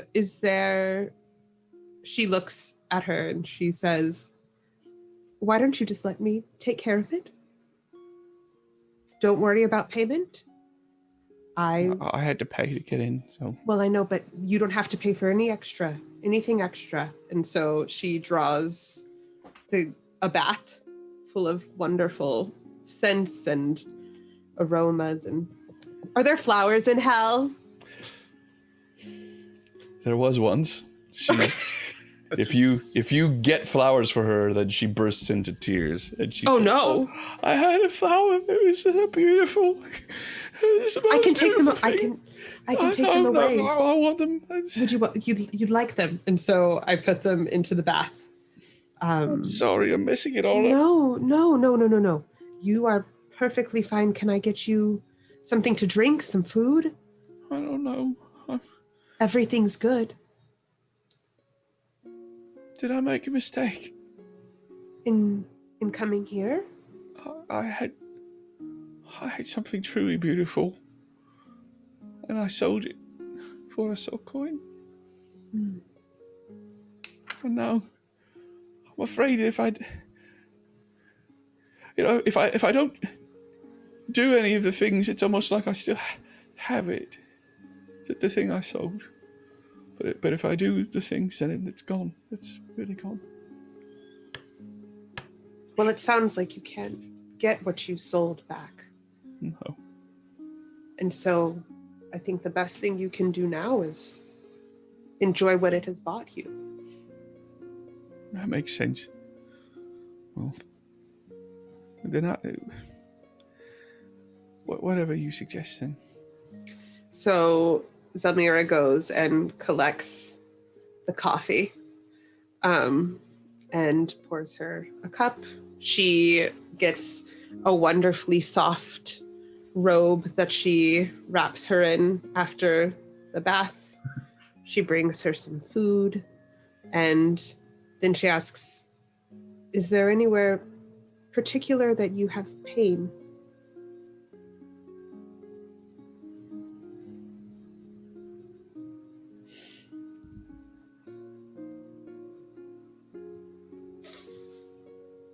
Oh, and so she just breaks me. She warms her hands and she asks, may I? And she puts her hand over her heart. And she sighs and leans on you. And after a few moments, her breathing slows and she's asleep. And so then Zelmira carries her to a bed and places her down lovingly.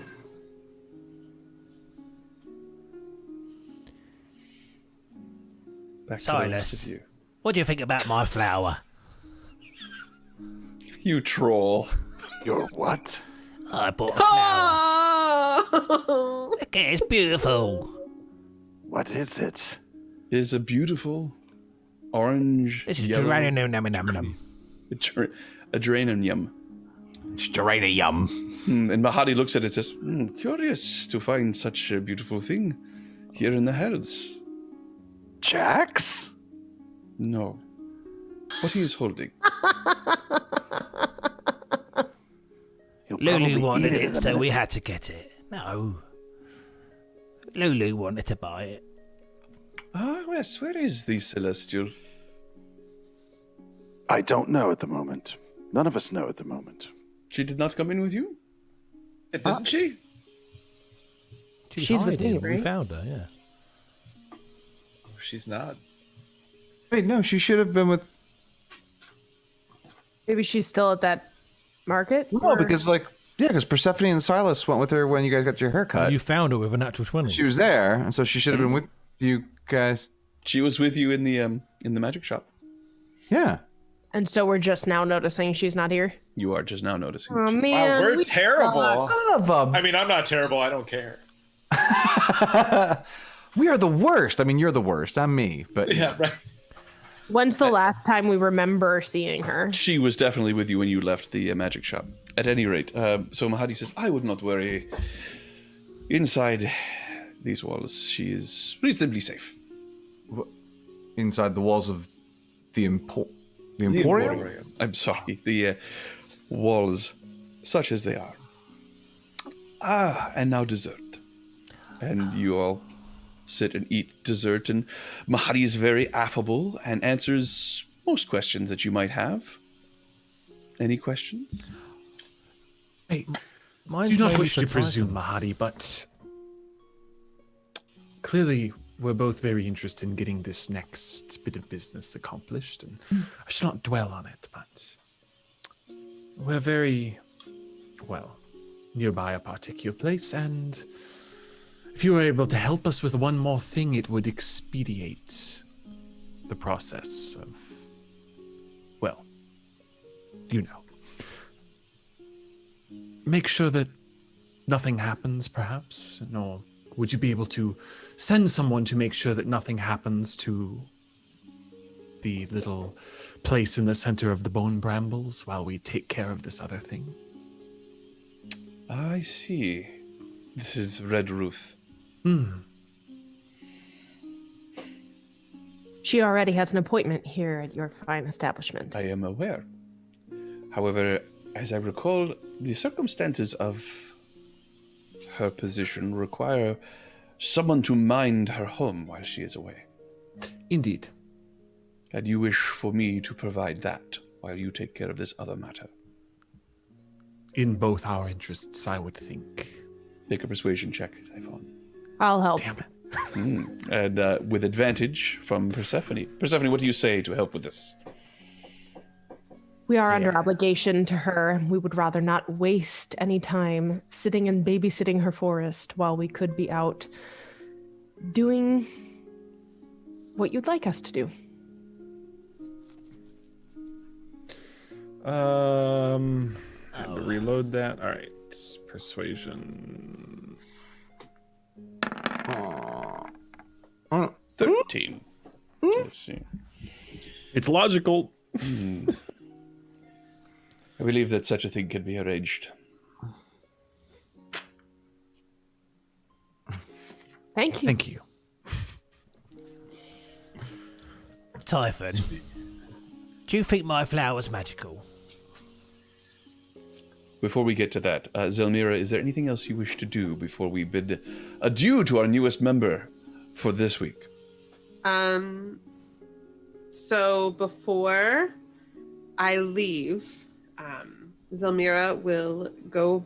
Is there like a particular room that Persephone would be in that I would have knowledge of?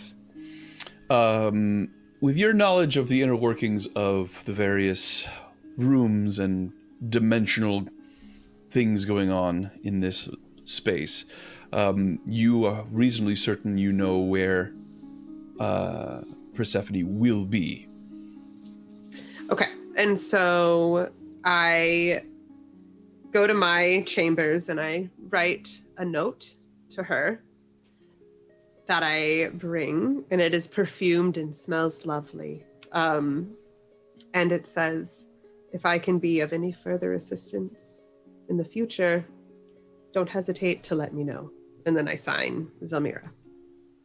And I slide it under her door or do whatever. Very good. Yeah. Then, Zelmira, we will bid you a very pleasant trip. Be safe. Be safe. Welcome back. Thank you for sticking around. Our adventurers are spending a day of rest here in Infernal Rapture, the restaurant and spa that is the crown jewel of the Wandering Emporium. And they have been in negotiation with various people for magic items, and now for the help of Mahadi in achieving one of their long-term goals. Excuse me. That of returning the soul of their friend Rhimb from the soul coin in which he is currently trapped to his original body, and taking the soul that is currently in Rhimb's original body and having it go someplace other than oblivion. So, here they all sit, getting ready to enjoy dessert, as Mahadi continues to be affable and pleasant, smoking occasionally from his giant hookah. And you are going to say something, I believe, Jax. He finishes his dessert. Typhon, can you check this flower to see if it's magical? I will look at it. May I examine it? You may. Okay. But you can't. Can you? Is ritual identify considered a spell? Oh, definitely. Most not definitely. going to do that. Okay, just check. Can he cast it? Can he cast his spell? Amedamedamedi.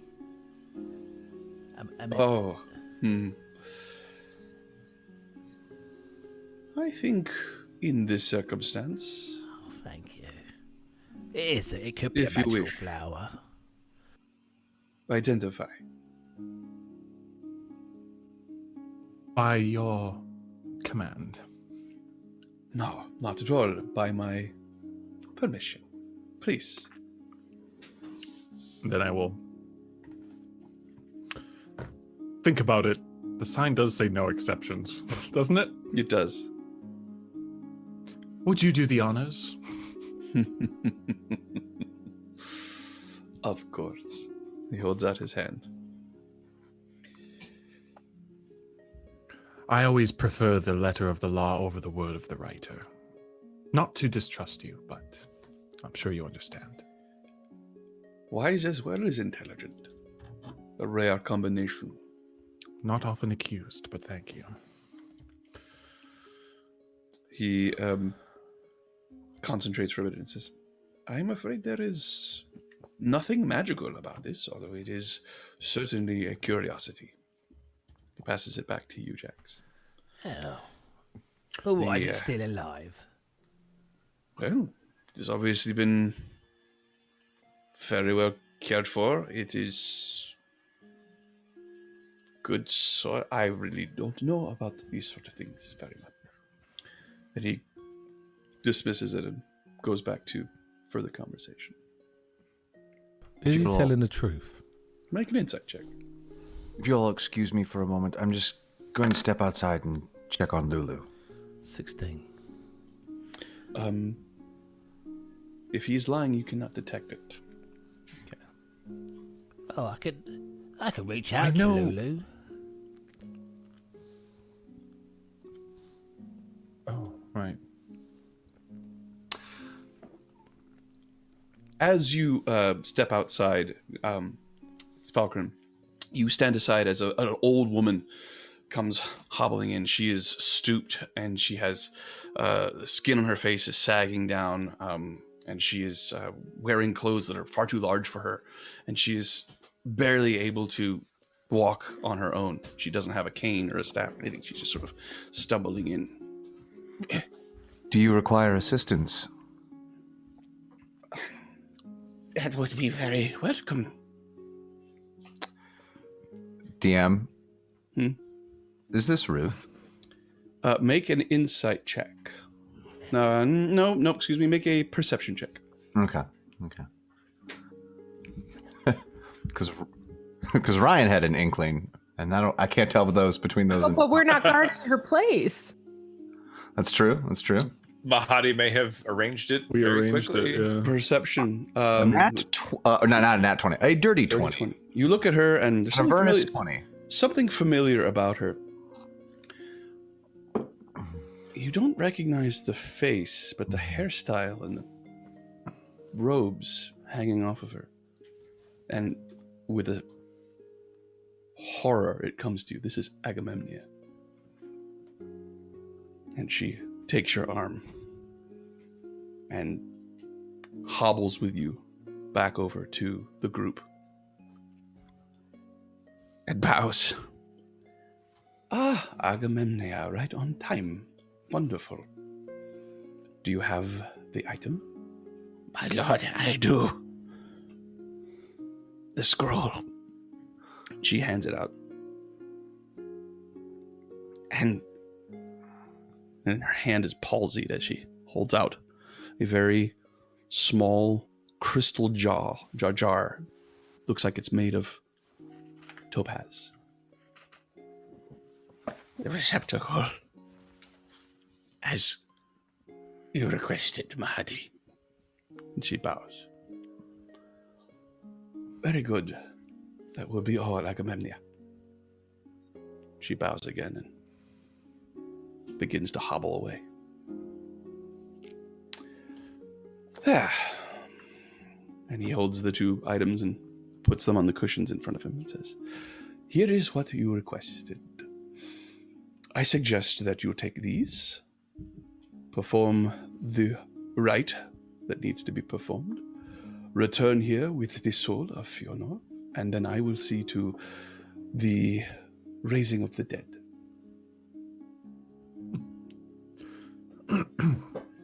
Sounds good.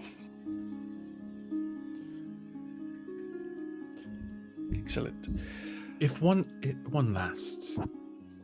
No, I don't think so, actually. Typhon will stand and say somewhat loud, kind of declare. It has been an honor to be the invited guest of Mahadi. Your generosity, well, if not a reputation that precedes you, it should. Thank you for hosting me today, and I do hope that the artifact we have found for you is of interest and of benefit. He nods his head, and he tries to hide it a bit, but as you speak, you cannot help but notice the grin gets very wide, and he sort of sits up a little straighter. It's pleased him greatly, this public declaration, even though there's not that many people around.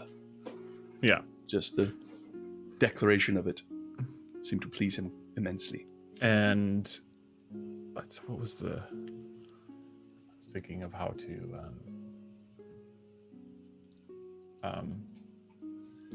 phrase it.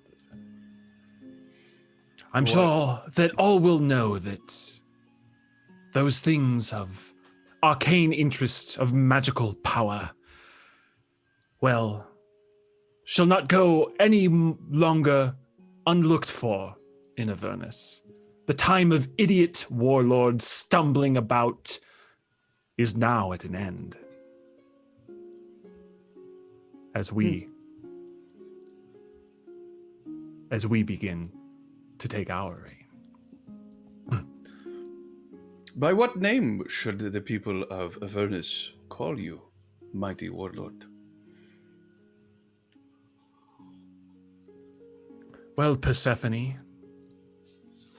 I'm not one for flowery titles and such, but what would the most intelligent, the most magically powerful, the one that all the arcanists would envy upon this plane be called?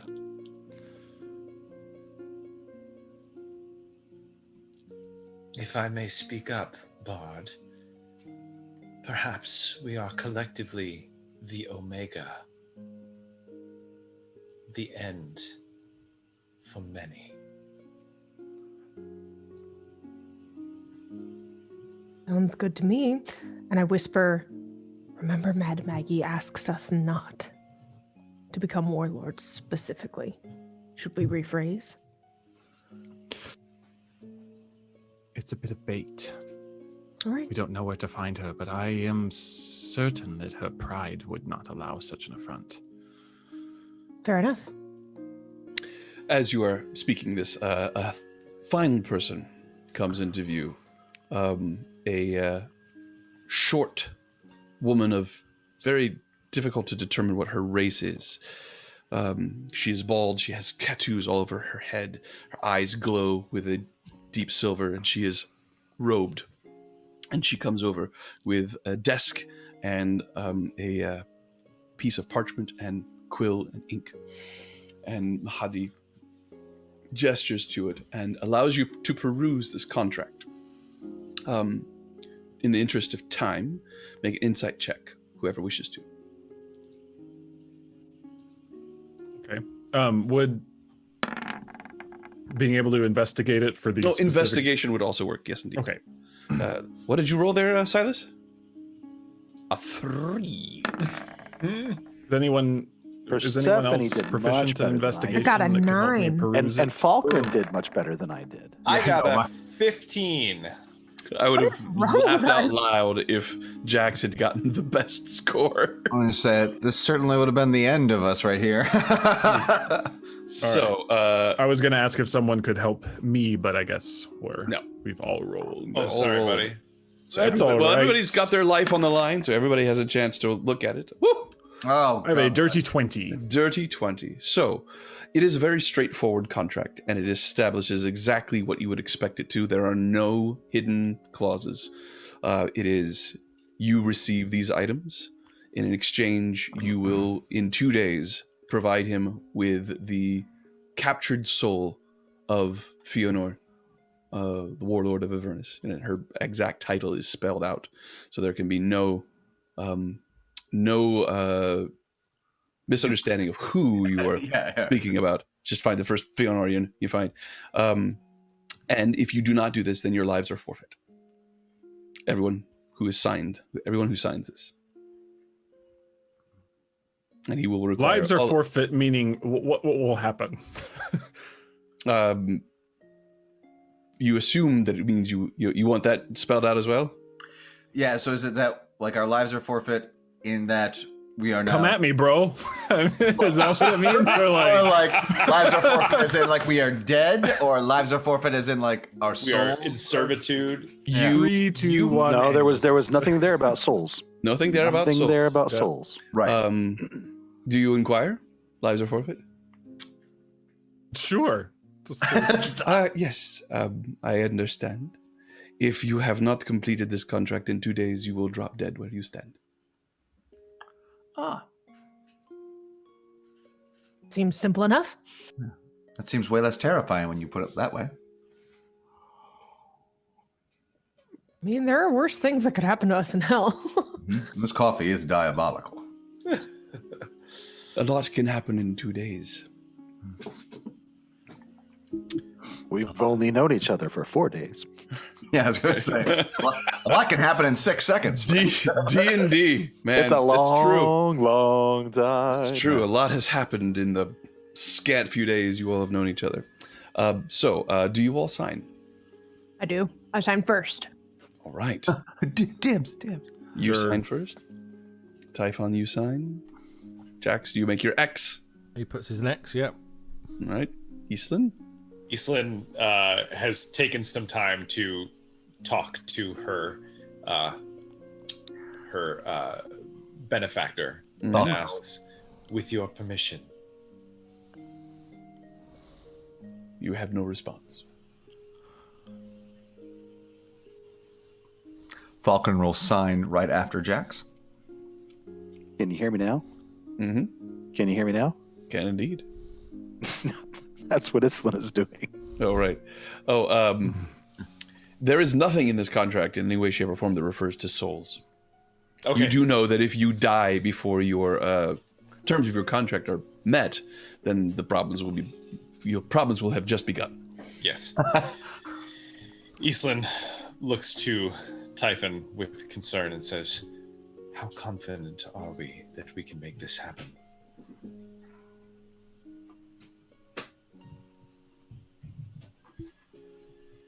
It will be difficult.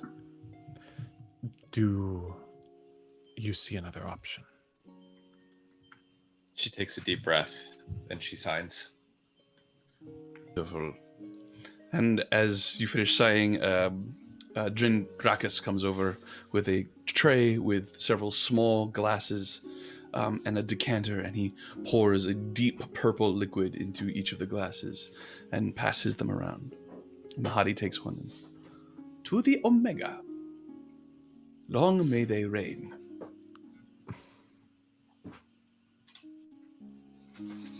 And we drink. Mm-hmm. We all get +5 to every attribute, right? Yeah. In point of fact, those of you who have eaten of this meal, you get to enjoy the benefits of Hero's Feast for the next 24 hours. Oh. Quite a number of very fine benefits to this. Nice. What do we do with that then? Where do we find that? It's a spell. Hero's Feast, yeah. What about those of us that did not eat because it's hellish food? Then you did not, if you did not partake of Mahadi's hospitality, you do not receive the benefits of Hero's Feast. Yeah, I And didn't really think about. You get to live with your righteous heart, but no magic goodies. Well, actually, seeing as Persephone's namesake ate a pomegranate, and that's what made her stay in hell forever, I should have thought twice, like Silas did, about doing that. All right, so it looks like 10 bonus hit points. And temporary. 2d10, yeah? Right? Is that what I'm seeing? I didn't realize that part. It's hit point max. So you're, oh, never mind. Hit point maximum. They're not Hit point temporary. maximum, I just not have an temporary. increased HP. Cool. Right. This was unfortunate that we're getting this and then resting, but you know. Well, it will begin upon the next day when you wake up in the morning. and also really? After your long rest, that's when the Hero's Feast. It's not the Nice. food itself; it's the collective effect of being there. yeah. Exactly. Except you don't get it because you didn't eat. Correct. That's So we also become immune to poison, worms, frighten. Michael. You're eating worms. and then all our wisdom saving throws are with advantage. That's Mhm. And fantastic. fear is the big one too. That is huge. But does anybody have anything they wish to do or say before retiring for the evening? I believe Falkrunn had something. Don't hunt for Lulu. Falkrunn had gotten up and went outside to take a look for Lulu because she is our innocent. Make a perception check or an investigation check, your choice. We'll definitely go with perception because. Oh, I don't think that went. Let's try that again. With a 15, I roll. Well, it's difficult. It's a What is busy area. I'm gonna start. You could narrow down your search a little. Oh yeah, no, I'm gonna start with Bernie and see if she can help point me in a direction. I didn't see her after you left with your... I see. And But she seemed very, very upset about something. did she say anything to you?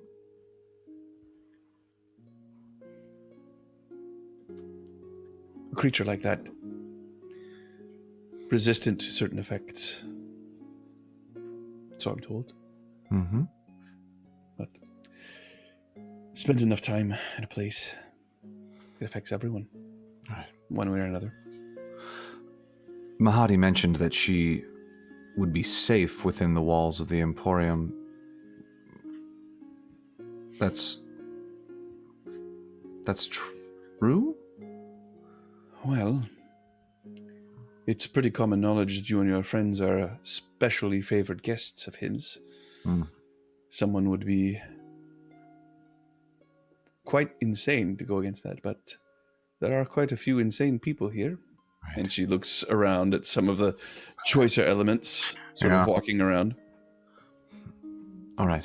You see in the corner there's a man who's got a stand. Looks like he's a half orc. But then you get a closer look at him, and he's much furrier than an orc. He's actually a large and grizzled hobgoblin. A lot of his hair on his face has actually fallen out That's how old he is. So that's why you originally thought he was an orc.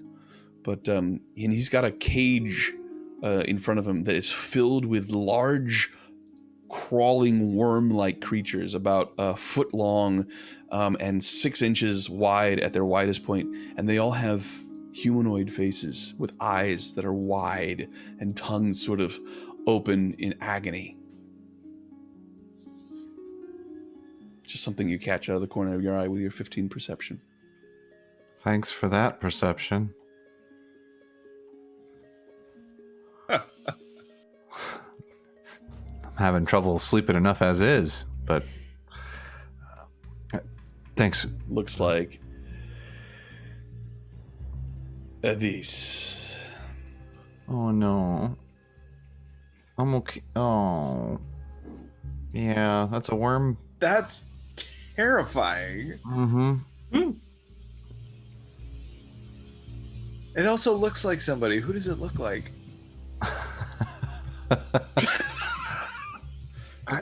I think one of the singers of the Bee Gees, maybe? I don't know. That's a... I thought you were talking about Peter. That's why you had to get rid of the intellector. That's what you would have turned into. Right. So you want to look anywhere else? I'm gonna do that. Connected with her, so can I reach out to her? Sure. I thought you were connected with Typhon, myself, and Persephone. No, because when she ran off, he reconnected. Ah, all right. So Persephone's gonna, or not Persephone. I'm Falkrunn. That's who I am. I'm gonna go ahead. Yeah, right. As Asmodeus. I'm gonna go ahead and We're all Asmodeus now. yeah, retrace my steps. Why am I here? I want to go home. Rock me, Asmodeus. I'm gonna go ahead and retrace my steps to the magic shop then. All right. Just sort of see if, like, since this is the last place I saw her, and then. So you're still inside Infernal Rapture, Jax. So are you aware that people are looking for? Well, Falkrunn did say he's going to go look for. You're still eyeing Mahadi's pipe. Yeah, but Falkrunn did say that she was going to go look for her, and She did. I did mention then I could reach out to her. Well, you're welcome to do it. He'll squeeze his head and try to reach out to her. Hey there, Lulu. Yes. Where are you? I don't want to talk right now, Jax. I do. Your flower's not magical. It's not. I don't think so.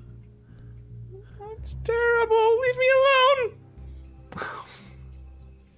Where are you? We're going to be resting. You got to come inside. Got to be safe. No. Don't make me come out there. Too late, I'm coming.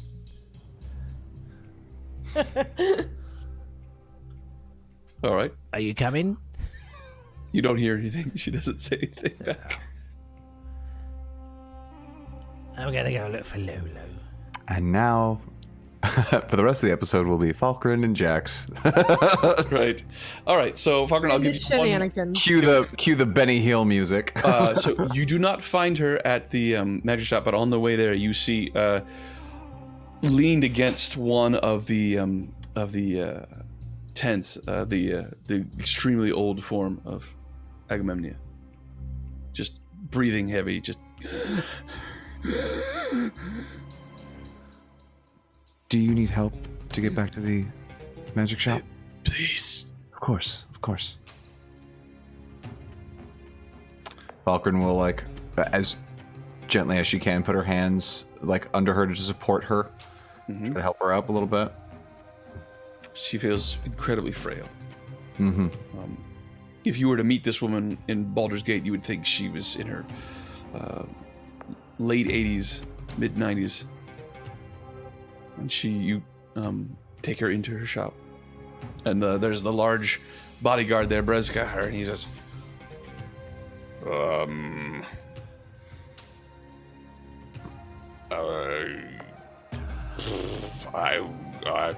I've got it from here. Will you, I imagine you need to just recover your strength? She looks up at you, nods. A library has great powers, but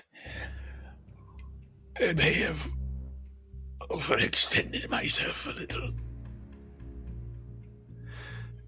Is there anything I can do to help? Closed. Prescus, I'll take care of it. Shop's closed. I'm afraid I have to ask you to leave. Of course. My friend, the Holophant. Have you seen her? The little green one. The green one with the glasses. No, that's Jax. He's a goblin. It's the little flying elephant, kind of goldish. Oh yeah. Kind of talks like this. Really good. She was here. Oh, good. Did you see her leave, or? She left with you all. Well, that's good to know. Thank you. And Ilmater watch over you, give you comfort. He says to the shop, to the... She shudders when she hears that. And Bresker picks her up and begins to take her up the spiral staircase that groan under the weight of each of his steps as he carries her upstairs. Where are you, Lulu? Walk back out of the shop. And you see Jax coming out of Infernal. Jax! Yes. What are you doing out here? I'm looking for Lulu. Oh. I thought you'd be having She's dessert. hiding. Did you contact her? Well, I told you I would. How could you? I had left. You were inside next to me when I told you. Are you talking to me in your head again without me being there? No. All right. Did you do it just now? No. All right. So what did she say? She said leave her alone. Did she say where she was? No. But I told her I'm going to come and get her. I told her the flower wasn't magical, but I'm not sure I believe him. Why would you say that? You know that flower caused her a bit of... It really troubled her, Jax. You have to be careful with Lulu. I will treat her like the flower. Exactly. Lulu is the flower. So while Jax and Falkrunn attempt to locate Lulu, what would the rest of you like to do? Mahadi graciously takes his leave and stands and brushes off some few crumbs from his clothing and says, I do believe I will see you again in a few days. Eastlyn is going to look and see if she can find Smiler. All right. He has left. He's left the Emporium, or he's left the Infernal Rapture. You'll have to go out. Okay. She's not going to spend too much time hunting, but she's going to do a quick walk around to see if she sees him. All right. Make a perception check or an investigation check. Your choice.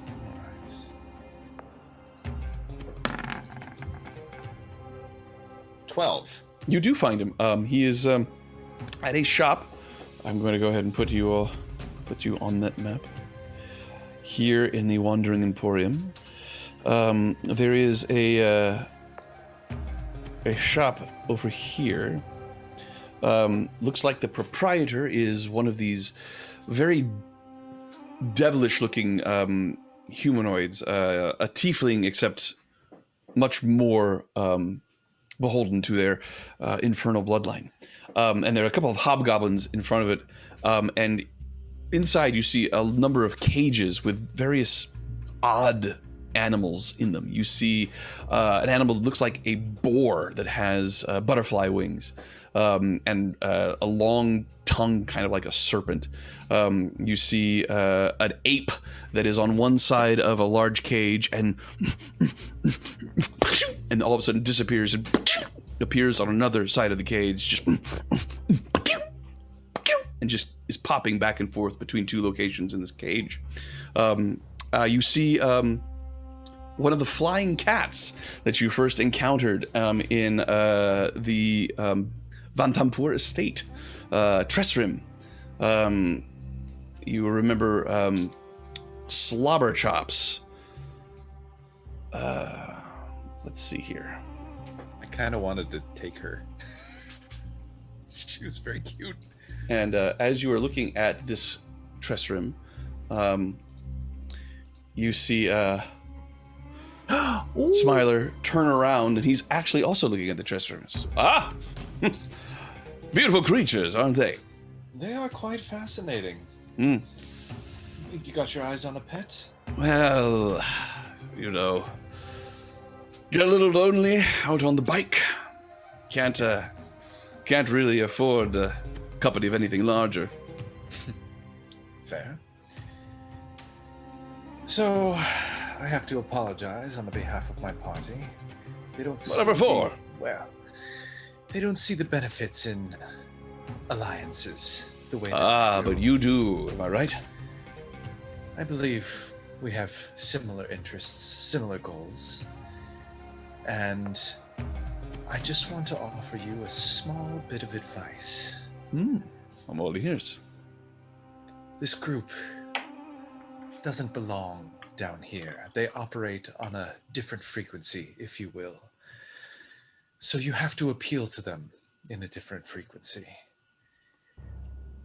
They don't have the same aspirations that you do, but I do believe that the goals are very similar.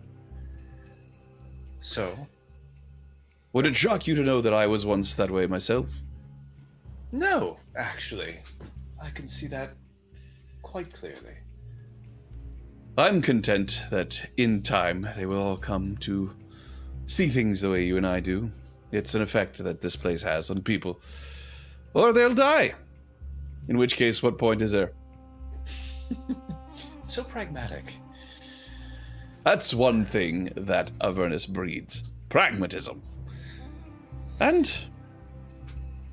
optimism. I mean, when you've got nothing else to lose. Indeed. So you seek your ascent. Is that correct? Reascent, my dear, reascent. Ah, I see. I was once one of the most powerful warlords on Avernus. Smiler's Defiders. But the rest of them ganged up on me, and, well, things didn't go my way. I'm sorry to hear that. How are you? Actually, yes. You seem comedically charming. That's not even my best feature. Oh, really? Let's save that for another conversation, dear. I believe that we can remove an obstacle for you.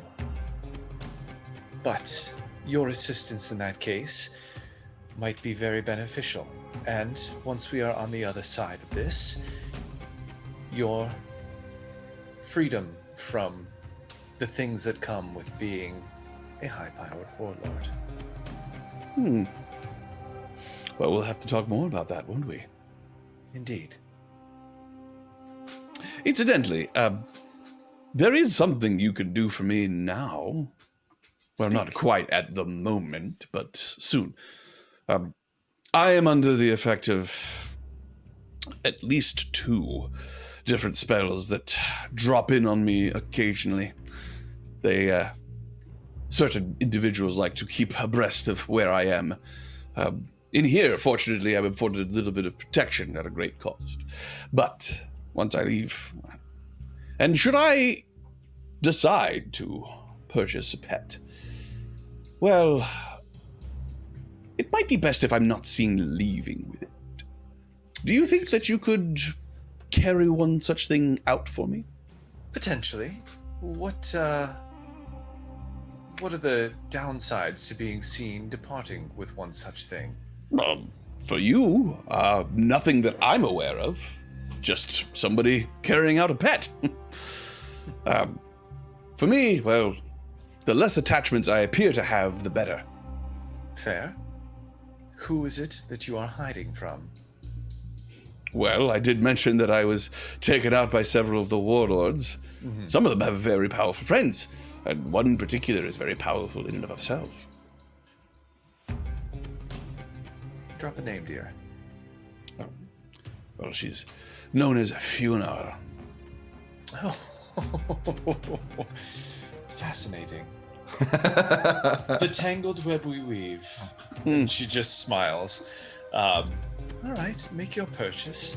I'll let the shopkeep know I'm coming to collect it. Where would you like to meet afterwards? Well, you are very conspicuous in your infernal machine. Why don't I just find you somewhere out on the road? Sounds like a plan. And she offers her claw. He shakes her. Deal then. Wonderful. Not quite ready at the moment, but I'll be sure to find you before I leave. And which animal am I carting out on your behalf? Oh, this one is just so grumpy looking, and he points to a particularly ill-tempered looking Tressrim. Is it tame enough, or should I carry it out in an encagement? Cage. Probably wise, yes. Did you come up with a name for it? Well, that's private. And he walks away. All right. Anybody else? No, we're just looking for Lulu. All right. Then make your investigation or perception check, Jax. Walking along. Are we warmer? What about now? Are we warmer? Are you asking me? I'm talking to Lulu. Oh, okay. Well, that's confusing, Jax. Which one do you want? Sorry, perception or your choice, perception or investigation. Are you? Oh, you're not perceptive anymore, are you? Oh, never mind. We'll do. Oh, I'll do it already. Natural 20, 26. Natural 20, 26. So you keep saying that. Are you warmer? I'm a warmer, and eventually you hear, Jax, stop it! And as she says it in your head, you hear it coming from outside the ring, over where you've parked your infernal machine. Oh, come on. It's a good thing. We can make something special of this flower. We can look after it together, me and you. Well, it's very nice, but I shouldn't have done it. I shouldn't have. No, you should have. You should have. You don't understand. Come and tell me, Falkrunn's worried as well. She's gone bald.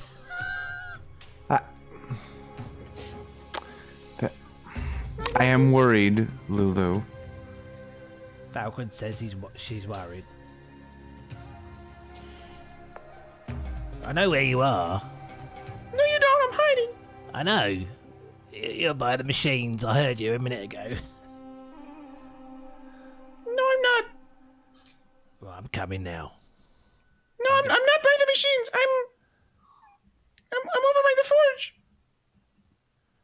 Oh, okay, then. I'll go and have a look over the forge then. I'm just going to go straight to where she is. So you go to the bloodstone and you climb up. And you see she's in the helm, way down at the bottom where all the petals are, where Silas sits to. Or actually, he hasn't driven this one yet, has he? So where I pretend I don't see her though, and I'll stare. I don't know where she is, Falkrunn. I don't know either, Jax. She is so good at hiding. She's probably still at the forge. Well, I'm gonna go have a seat at the helm. Just have a think for a little bit. Why would you sit down. You sit Why down. do you want to do that? You sit down at the helm and you look down, and she's sitting there, and her ears are drooping down, and her eyes are really sad, and she looks up at you. Hey, kiddo. Hi, Falkrunn. You okay? No, You want to talk about it? I did a really bad thing. You didn't do a really bad thing. I made you You didn't make give up a me. soul for You nothing. didn't. Lulu, you don't make me do anything. I made a choice. And it's not for nothing. We saved a very special thing. It's a flower. I think it's magical. I pull it out of the bag and let her. She got her aura up. You would have no way of knowing that. Yeah, right? Does the flower look any different with it close to not. Lulu? No. It does not. We got to look after it. Mm-hmm. Got to water it. Yeah. I don't understand. Well, then help us. Help us understand, Lulu. It was a step. A step. You had to take something from someone. Something very special from someone. When you're here, there are no good decisions. Uh-huh. You're right. There's only... You end up making the best decision you can, Absolutely. but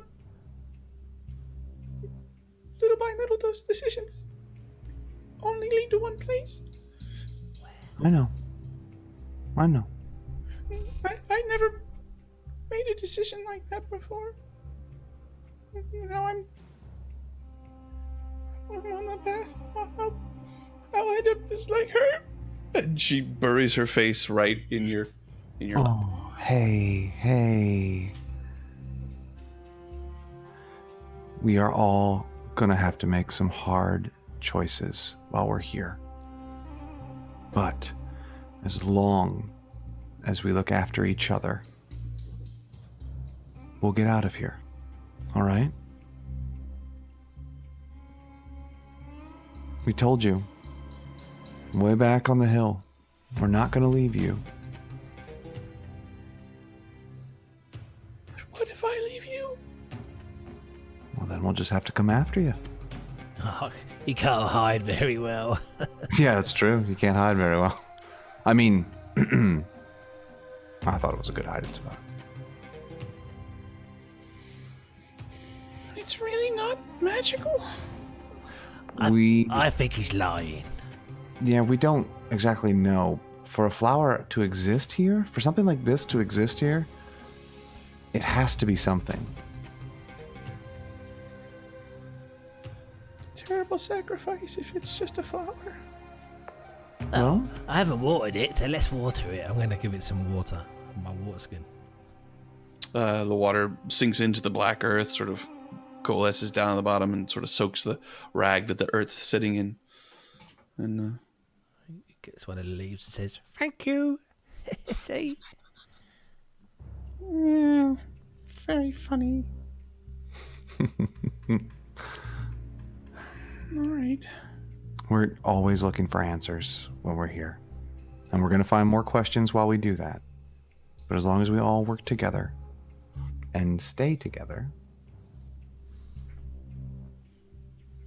then we'll be able to figure things out.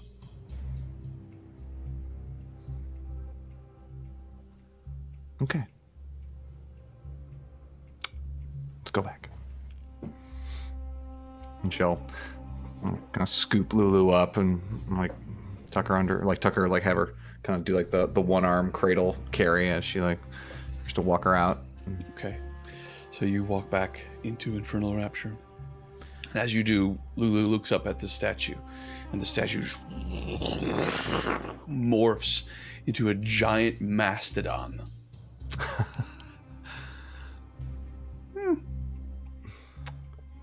Oh, I want to do one more thing, DM. that's impressive. The flower, where does it... obviously flowers, they grow, they shed their seeds, blah, blah, blah. How would I get the seed from this flower? What would it... A geranium, I believe, is like a sunflower in that the seed pods grow from the inside of the flower. Has it got any in there? No, this is a flower in bloom. It is not. It's not gotten to the point where it's shed fruit yet. Lulu, the great thing about being a mastodon,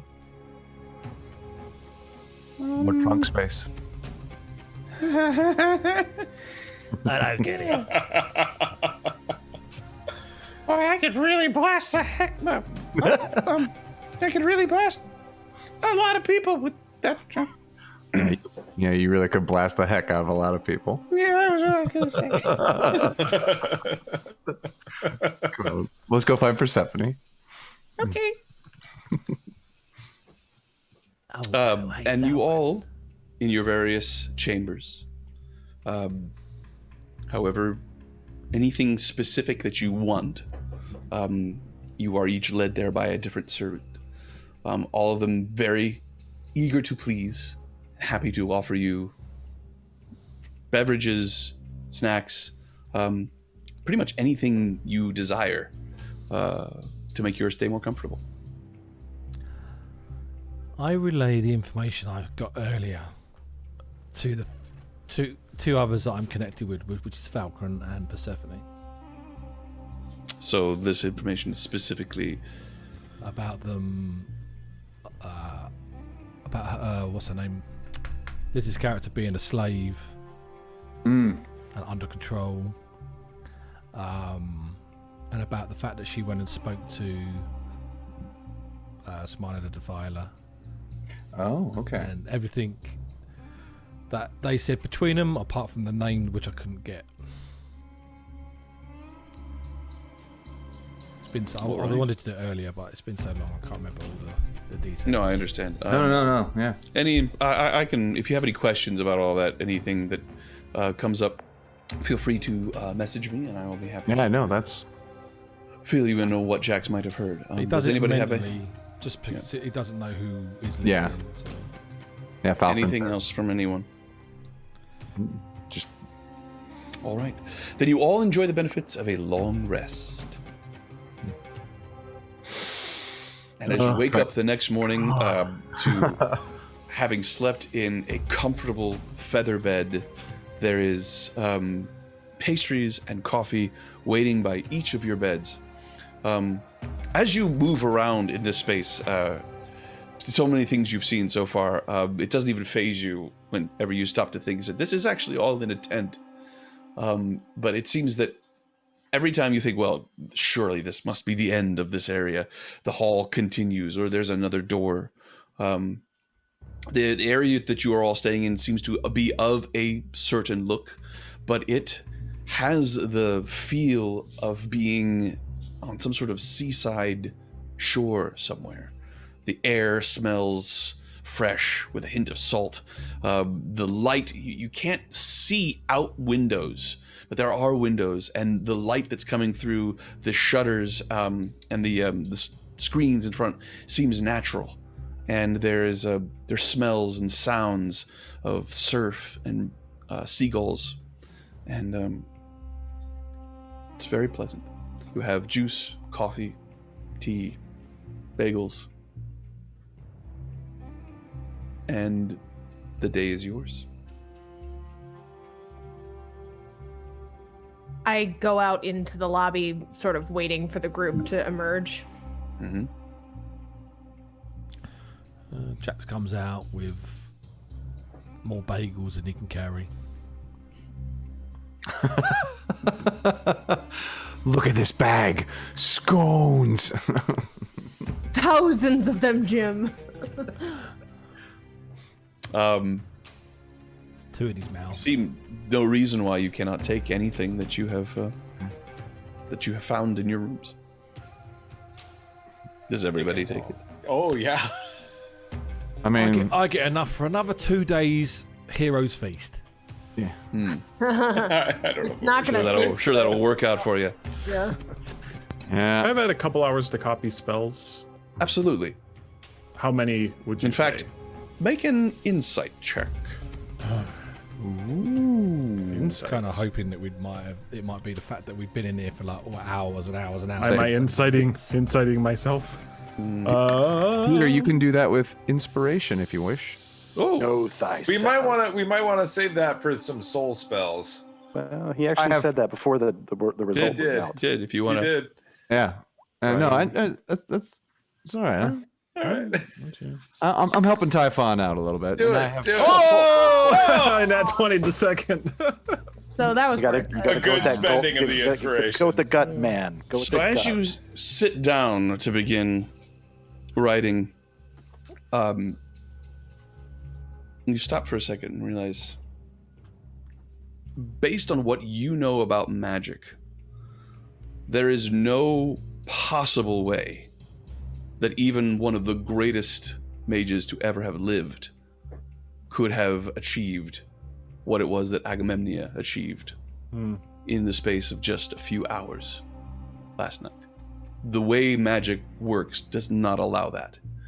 You can have very powerful reagents, you can have the right spells memorized and ready to go at a moment's notice, but crafting that specific a change to a spell requires time. It requires meticulous time. And then you couple that with the fact that she appeared to be much older, much older, when next you saw her. You suspect that there is some place here in Infernal Rapture that allows time to pass at a different rate. Ooh. And if you could find such a place, you could have potentially an abundance of time to do whatever it is you wish. Is this before the rest? After the rest? We can say it's before the rest. Okay.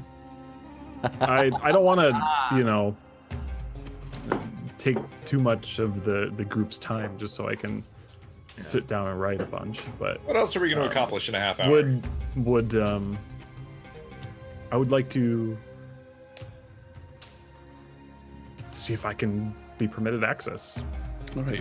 You stop one of the servants. The library, yes. That is a very privileged area. I'm a very privileged person. I don't have the authority. If you will excuse me, I will inquire. And she scuttles off. And short time later, the creature that brought up the scroll and pen and quill quill and ink that you signed this contract with Mahadi with knocks at your door. My name is Cartagian. I understand you wish access to the library. That is correct. I have been instructed to allow you this, but you should be warned. At its normal pace, the library allows a 2-to-1 ratio of time dilation. It can be adjusted, but at great personal cost. This will be the only time that Mahadi will allow this experience to you gratis. I understand. Please follow me. And as you walk, this creature moves in such a way that it doesn't seem they have a gait. It's more of a moving, somewhat flying, maybe multiple feet underneath the robes, moving at a pace that keeps them moving at a perfectly even keel. I do my best to imitate. Oh, very nice. No. You travel through several different areas and get the impression that some of the areas that you're passing through, the only reason why you're able to pass through them is because you are within the company of this individual. And eventually you are led to a large wooden door. She bows. Compliments of Mahadi. Turns. Let's open the door. You open the door and there is a vast library. The Beautiful. ceiling is about 30 feet tall, and there are bookshelves as far as you can see going down corridor after corridor. You see numerous individuals in this area. Some of them sitting at desks, some of them hovering in the air, looking at books, some of them floating slowly by, some of them walking. You see a very large bone devil that is wearing robes, the first of its kind that you've actually seen wearing any sort of clothing. And as you look at it, there's a bizarrely feminine quality to this bone devil. Slightly thinner, the head piece is a little bit more elongated, the cheekbones a little higher, and the arms and fingers more delicate. And it turns to you. Welcome to the library, Typhon Ophiacus. What is your pleasure? Unlimited power. I come to simply to copy spells, to practice. Excellent. A quiet room, then. Please follow me. The little bone devil is the librarian. As we walk, what is the breadth of knowledge to be stored here, and what is the fee for accessing it? Access to the library requires a soul coin, usually. As far as the contents, as much as you dare. Cute. Do it. She walks. She sort of has a rolling gait. Legs are slightly too large for the frame. The tail sort of lashes out a little bit underneath these robes that are long purple with silver trim. Comes over to a room, points to it. You are aware of the time dilation? 2 to 1, I'm to understand. It can be increased if you wish. How many, so if I were to just use it at the regular pace, I could, how many hours would I have normally, and how many would I have to copy in this case? So it is it is a 2 to 1 ratio. So for every hour that you are in here, half an hour passes in the real world. Right. So if however long the rules of exhaustion still apply.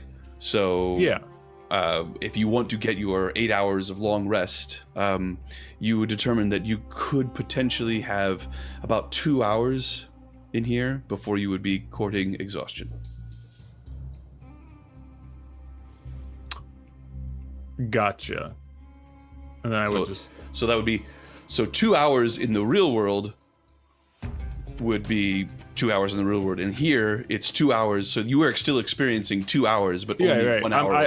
I'm getting that point. Would I, if I bordered on exhaustion and then took a long rest, would I be back to normal? I'm trying to. It will depend on your Constitution saving throw. Oh, really? Mm-hmm. Okay. I mean, up to a point. If you go all night, then that's one thing. If you go a couple of hours into more than 24 hours of being awake, then that's Constitution saving throw. Staying here till you're like 18th level. Yeah, right. Come out as like 90-year-old Typhon. Typhon the Grey. She does say, do you wish to spend more time than the normal dilation?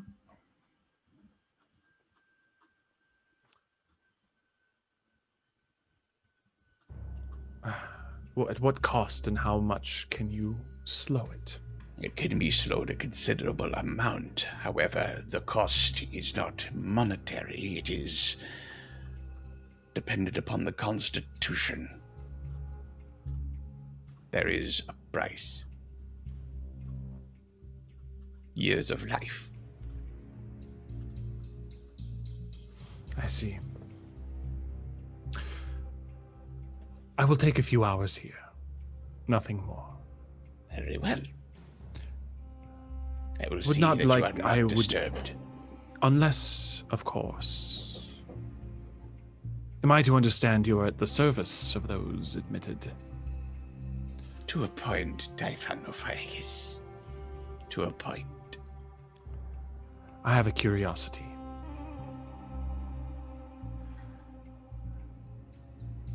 I seek knowledge as to why. As much as the gods affect the weave, as much as it... Well, why they seem to have kept from themselves the most benevolent power of all. Why they allow us the power to kill, to create monstrosities, to alter time, but the simple act of helping another in the most basic way they keep for themselves. Why?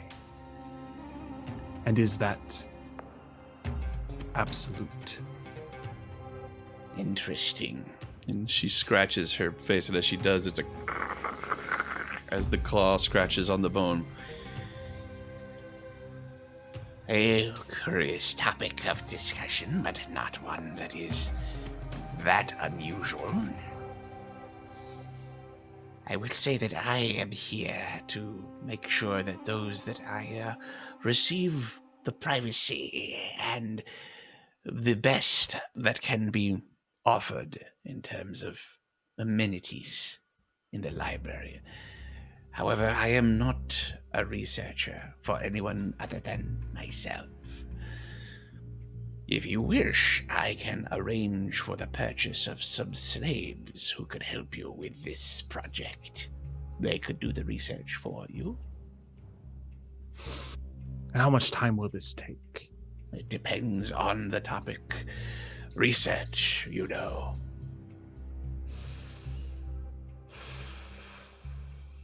You're welcome to peruse the books yourself. I can point you in the right direction, but that direction might lead you very, very far away. Please do. If I cannot ignore the itch, then I will go. Very well.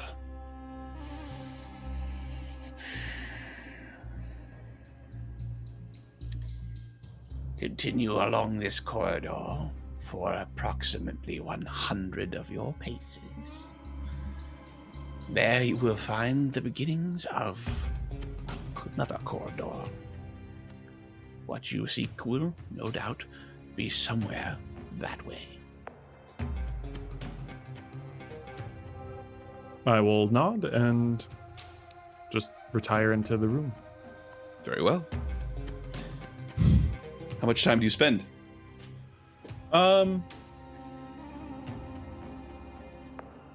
It is... we have big battles coming up. It is not worth risking. So, am I to understand I could risk taking 2 levels of exhaustion? You could do as much exhaustion as you want. The check becomes progressively harder the longer you stay up. Because my thought is this happened before my long rest. Mm-hmm. So if I work myself to minor exhaustion, I can just go sleep. That would be a reasonable assumption in reasonable places. Right. I'm just confused. Okay. Let me spend 2 hours then, just my regular 2, to copy a spell, and then get my long rest. Mm-hmm. You do have, since you would have that extra hour, you do think that you could force yourself to do your exhaustion and then come back into the real world and have the time. I mean, that's the whole point of being in this place. Right. The way you describe it though is so... You saw Agamemnon. Yeah, I did. It's so very much if you want to try. Mm-hmm. I know. We'll just use the 2 hours of work. All right. I need to come back here though. Make a wisdom saving throw, Typhon. With advantage. With advantage. Nope. Why Not until the next day. What heroes feel? Oh. Does my resistance help it at all or not? Yes. Okay. Yes, it would.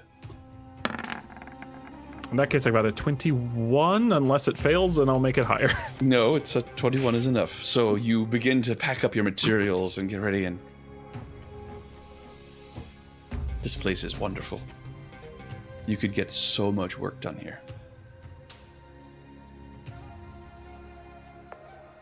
You could have food brought to you. You wouldn't have to deal with anything for weeks at a time. You could be here for days and days, perfectly comfortable, researching. And at most, you'd only miss a day in Avernus.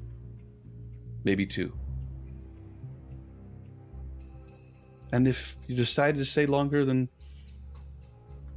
who would care?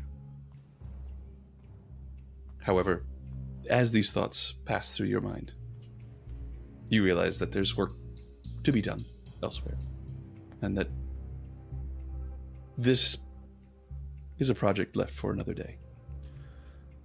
And as you walk out, you look out of the corner of your eyes and you see some extremely old and frail individuals in here, poring over books. Mounds and mounds of scrolls around them. I take it there's no checking out any books. I can't get a card to the library. No. I have a small collection of books on my war machine. You wouldn't have any type of interlibrary lending policy, would you? What books do you have?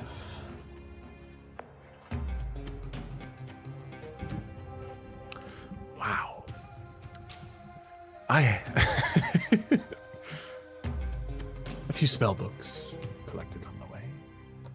And perhaps something else I don't wish to bore you with. If you're more helpful next time, perhaps I will forget they're in my bag. Farewell. And I leave the library. And as you leave, you see she's standing in front of a desk, and the claw marks are left in the wood as you walk away.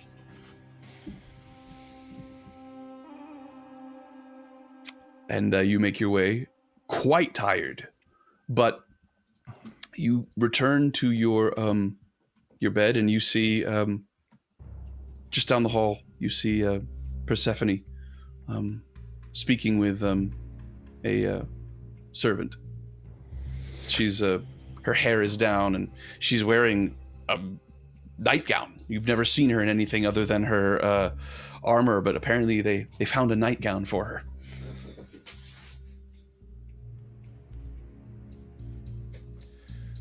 Up late, aren't we? John, who am I talking to? You're talking to who the servant you're talking to? Just somebody you wanted a glass of warm milk. Gotcha. Yeah. Yes. You too. It's not that late, Persephone. Well, then I actually say it's not that late, Typhon. It feels like it. This rat thing that we defeated had bizarre handwriting. It was deciphering his spell coding was, well,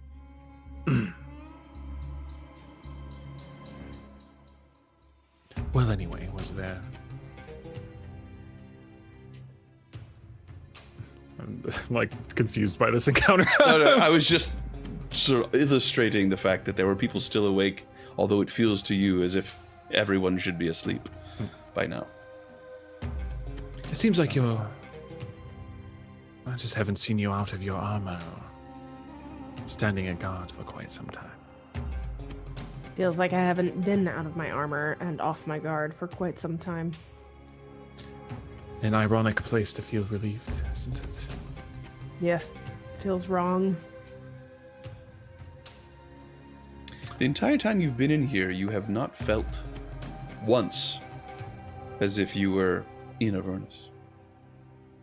Everywhere else you've been, even when you've been inside, such as at Fort Knucklebone, or anytime you've been inside at El Terrell, there's been a feeling of oppression. Of sometimes it's heat coming up from the ground, it's hot wind blowing, or something else, sort of just an overall pressure pushing down on you. Nothing here. Nothing like that.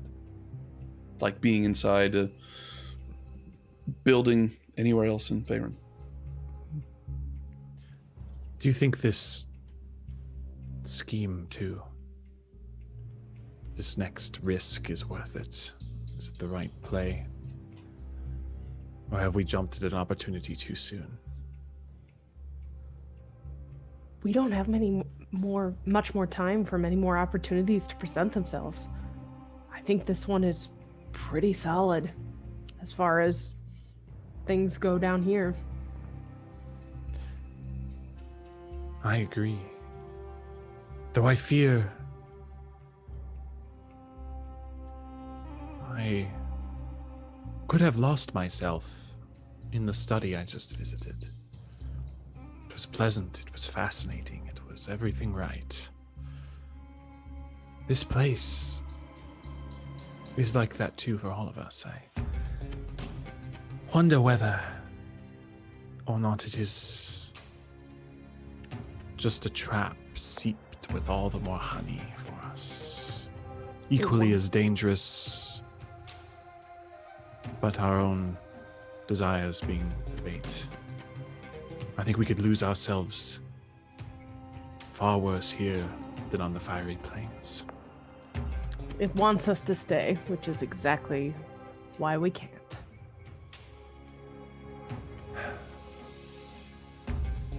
Well, I suppose we should take what we can without springing the trap. Though the minutiae of such a decision is hard to calculate. Good night, Persephone. Sleep well. A comment about not and having, I hate to... It is not the way I want to proceed in the end, but a little poem or a song or a good story left here or there. Something that would make Feanor cringe to know. I'm sure information travels fast from this place. It's a hub. Anything we can use to get it to chase us. How insulting I've been, and play up the immense power of the intellector and my success in dominating it. Something absurd like that. If I can make it catchy enough and people start singing it and it gets back to her. Oh, yes. A limerick. Yeah. Yeah, I'll work on that tonight. Good idea. A comment about time, Peter. Is there going to be a musical episode of Trapped at Home too? Highly doubtful. No, it's an only limerick episode. And that's right. Oh. Her comment about not having enough time, Peter, Typhon, sort of makes you raise an eyebrow, and you realize that if the situation is dire enough, you could steal some time based on what you've just experienced.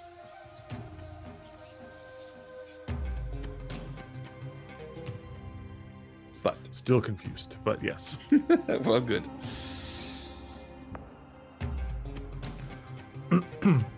What I know, based on the my reading of the contract, that my deadline hasn't advanced faster than anyone else's. Is it based on time on the outside, or my personal like biological clock? Yeah, it seems to be specific to an Avernian clock as opposed to anything that is personal to you. 2 days from the point that contract is signed. So sometime after dessert, 2 days from now. Okay. Clear as coffee. I'm good. All right. Then you all receive your long rest. You have, in effect, your hero's feast, and it is the next day. It appears, as you come out of Infernal Rapture, that the Emporium is going to be set up here for some time. And if there's anything else you wish to do before you leave? Islin has to pick up a package. Indeed. Slobber chops? Pity. So, you see Smiler the Defiler sort of watching you all from afar and motions. He says, "So, if it's not too much trouble," smiles at all of you, "has your large friend here explained to you my request?" No, but I will on the way. Ah, well, suit yourself. It's the gray one with the white stripes. I trust you've purchased some food for us to feed it in the interim. Of course I have. Wait. I'll be right back. And you see him step away, and as you walk over to this pet shop, those of you following Eastland, you again see all of these strange, bizarre creatures. There's a snake that looks like it can change its colors, except the colors are only metallic. Bizarre. Some of them seem to be clearly fiendish in nature, but others from who knows where. And there is, in fact, in a cage set aside a gray Tressrim with white stripes. Wow. Giddy. And I will. You strike me as a cat person. I'm an alliance person, dear. And I pick up the cage and I, as gently as possible, carry it out to our infernal machine. As you reach the entrance to the Emporium, Smiler comes up with a small bag full of foul-smelling meat. He says, "There you are. That should do it. Can't have a pet without food, right?" Indeed. See you on the road, I suppose. See you on the road. Which way are you heading, by jet? Which way are we heading? Well, first we need to go back to Ruth and tell her that she's been taken care of. Oh, the brambles! Well, I know right where that is. I'll meet you there. Perfect. See you soon. Nice to see you all again. You as well, Smiler. He steps out and walks a little ways away, and you see him shoo away a couple of these magman creatures away from his bike, and you hear, "Oh, Daddy!" And he goes over to him, and he jumps on and does a little bit of a donut and says, "Ha ha!" and heads away.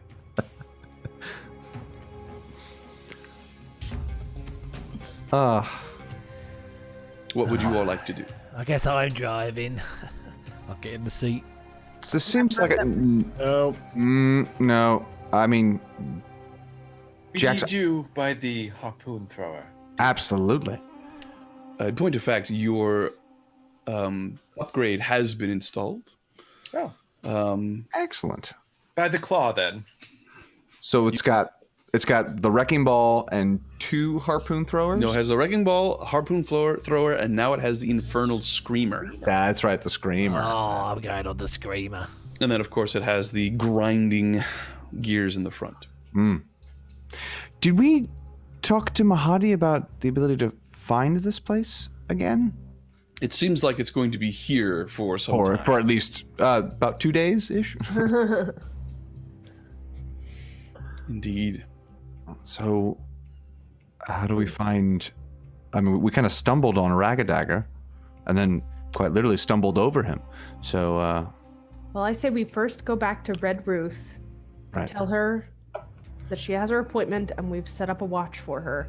Get the information that we need from her. Right. And see if potentially she knows where we should head. If not, I have other people I can ask. Well, then can we also, since the information we got from her was to get the scheduled set up for her, and then we can get the information from her to then go back to Well, I think that might need to wait because we have a ticking clock literally on our lives. Oh, but I'm saying a unicorn wouldn't be a terrible thing to have in our corner, but fair enough. A man wearing a long leather duster comes walking over to you. He's got salt and pepper hair and a beard. And he says, "Are you not the Omega?" Yes. My name is Captain Dongalion, and I am told that I am to help you with some sort of problem you have over in the brambles. Come with us. Are you a No, I fighter? won't be coming with you, but here. And he pulls out from his pocket a small egg-shaped looking device. If you crush that, I'll be present within 10 minutes.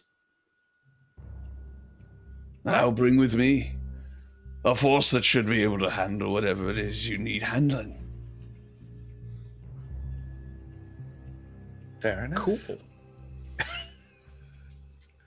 Neat. All right then. What?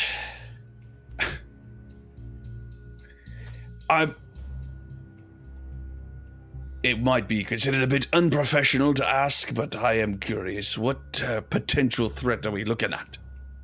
It's a surprise to us all. It's just Wonderful. more of a babysitting, tree sitting job. A hag's House grove. sitting. Yeah. Hag. We're fighting a hag?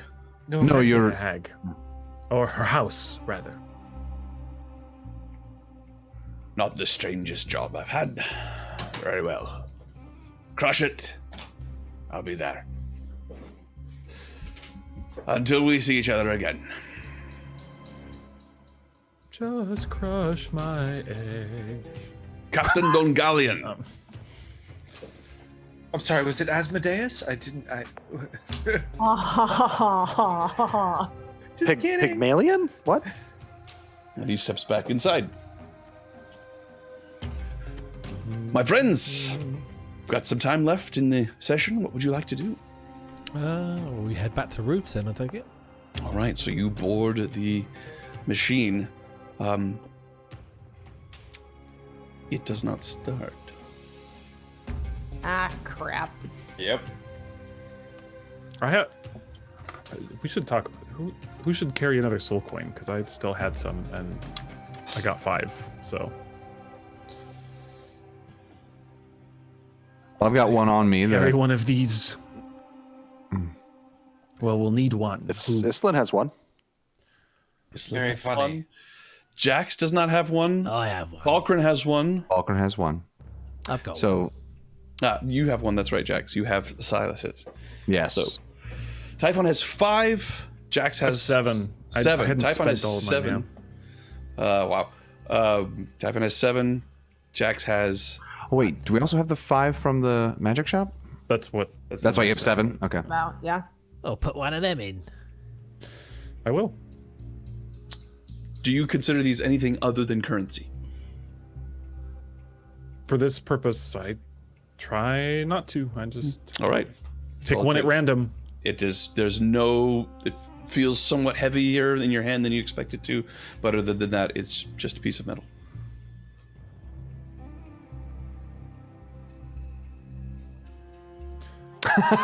Yeah, just throw it in. All right. So that was Typhon's sad face. It goes down, and you hear as something large and bestial comes to life inside this machine, and it's no longer a piece of metal and wood. It is now a living entity that you are all holding onto for dear life. Who's driving? Silas is driving. Make sure you know who's got the various points, and away you go. But first, I will need to know who is carrying a soul coin. Not me. Jax, and I believe you as well. Mine's in my bag Falkrunn. of holding, if that makes a difference. I believe that you as well, Falkrunn. You have one. You briefly had two, but now you have your one. Yes. Yes. I will need gave mine to Fawn Ripper. And then wisdom saving throw. Does it matter that's At in my advantage. At advantage. At advantage indeed. I need a wisdom saving throw at advantage. Does it matter that's in my bag of holding, or? No? Natural 20. Oh, natural 20 for me, yeah. Very nice. And a 25. 25 for Falkrunn. Excellent. You head off. Now I need somebody to roll me a d20, please. Okay. Oh, go for it. A 12. 12. And now somebody needs to roll a d8. Keep going, Ryan. Okay. Blessed Ilmater. A 7. All right. 7. So, do Another we blow up? feast. Yeah, right. How lucky are we? You get the hero's yeast. Oh. Infection. I hate it. So, you pull away from Crummy the joke.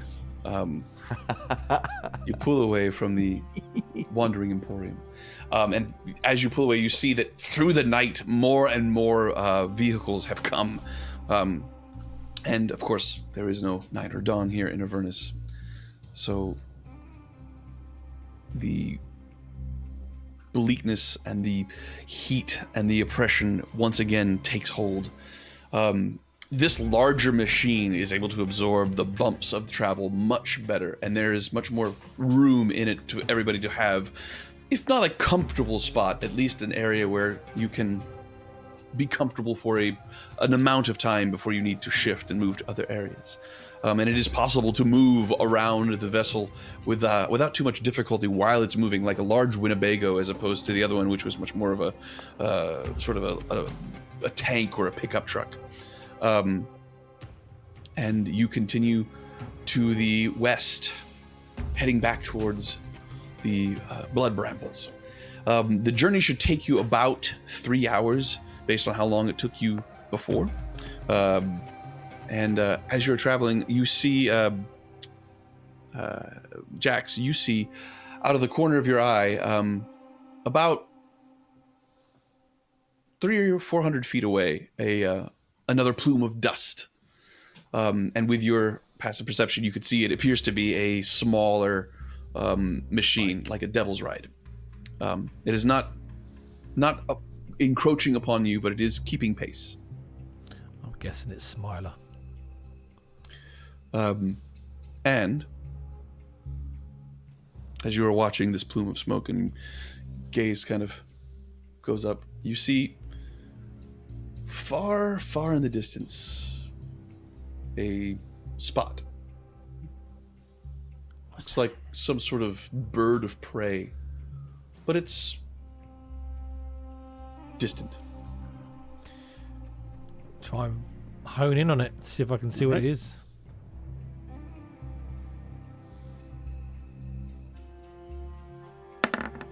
No, 19. You look at it. It's very far away. But wow, it's really big. What's that?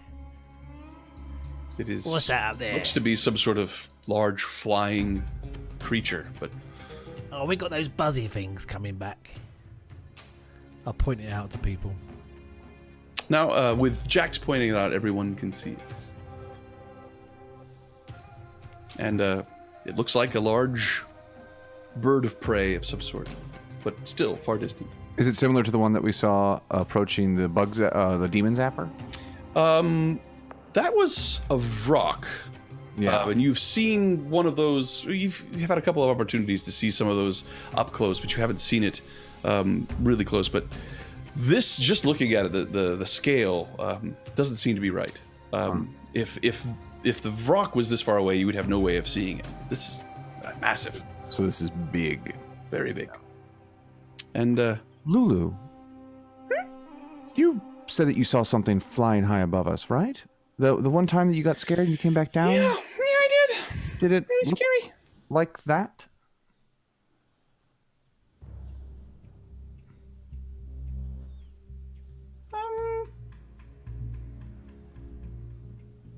Yeah. Yeah, it really did. Okay. Oh. No. It's here for me. and you all watch as this thing gets closer. Slowly, but closer. Silas, I assume you try to achieve the vehicle's highest speed? Okay. So you are bounding across the plains of Avernus, raising up a huge cloud of smoke behind you, but you could still see this thing above it, and it is gaining on you, incrementally, but gaining.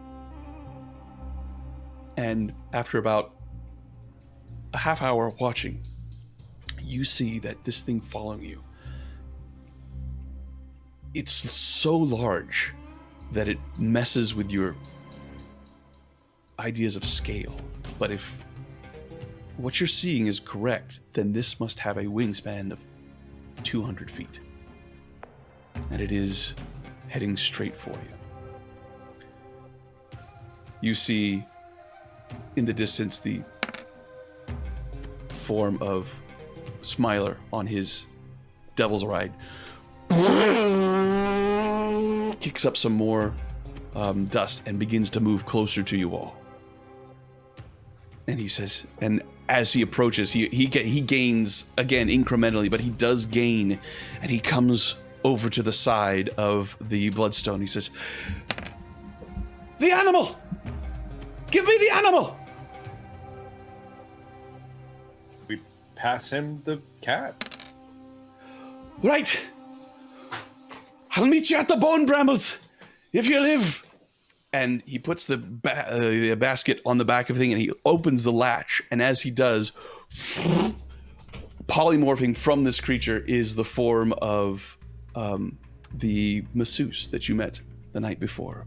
Nice. Zelmira, and she comes down onto the back of his machine. Is just like, "What?" And he says, "Hold on!" And she grabs him, and he takes off, moving faster than the demon grinder, as he makes a directly perpendicular line away from your course. And and you look up and you see this thing now. The wings are massive. They have a bat-like quality to them, and you could see things hanging from it as if they are chains.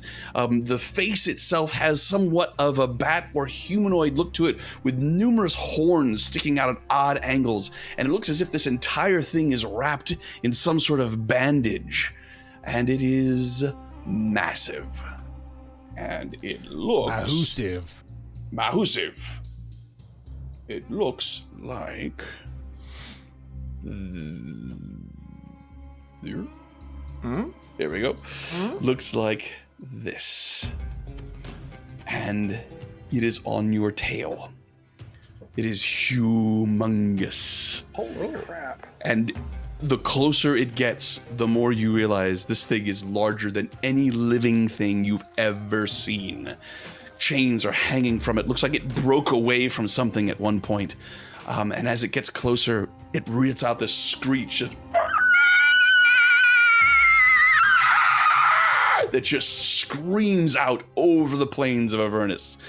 It sounds very demonic, and it is gaining on you. That is where we will finish our session and start next time.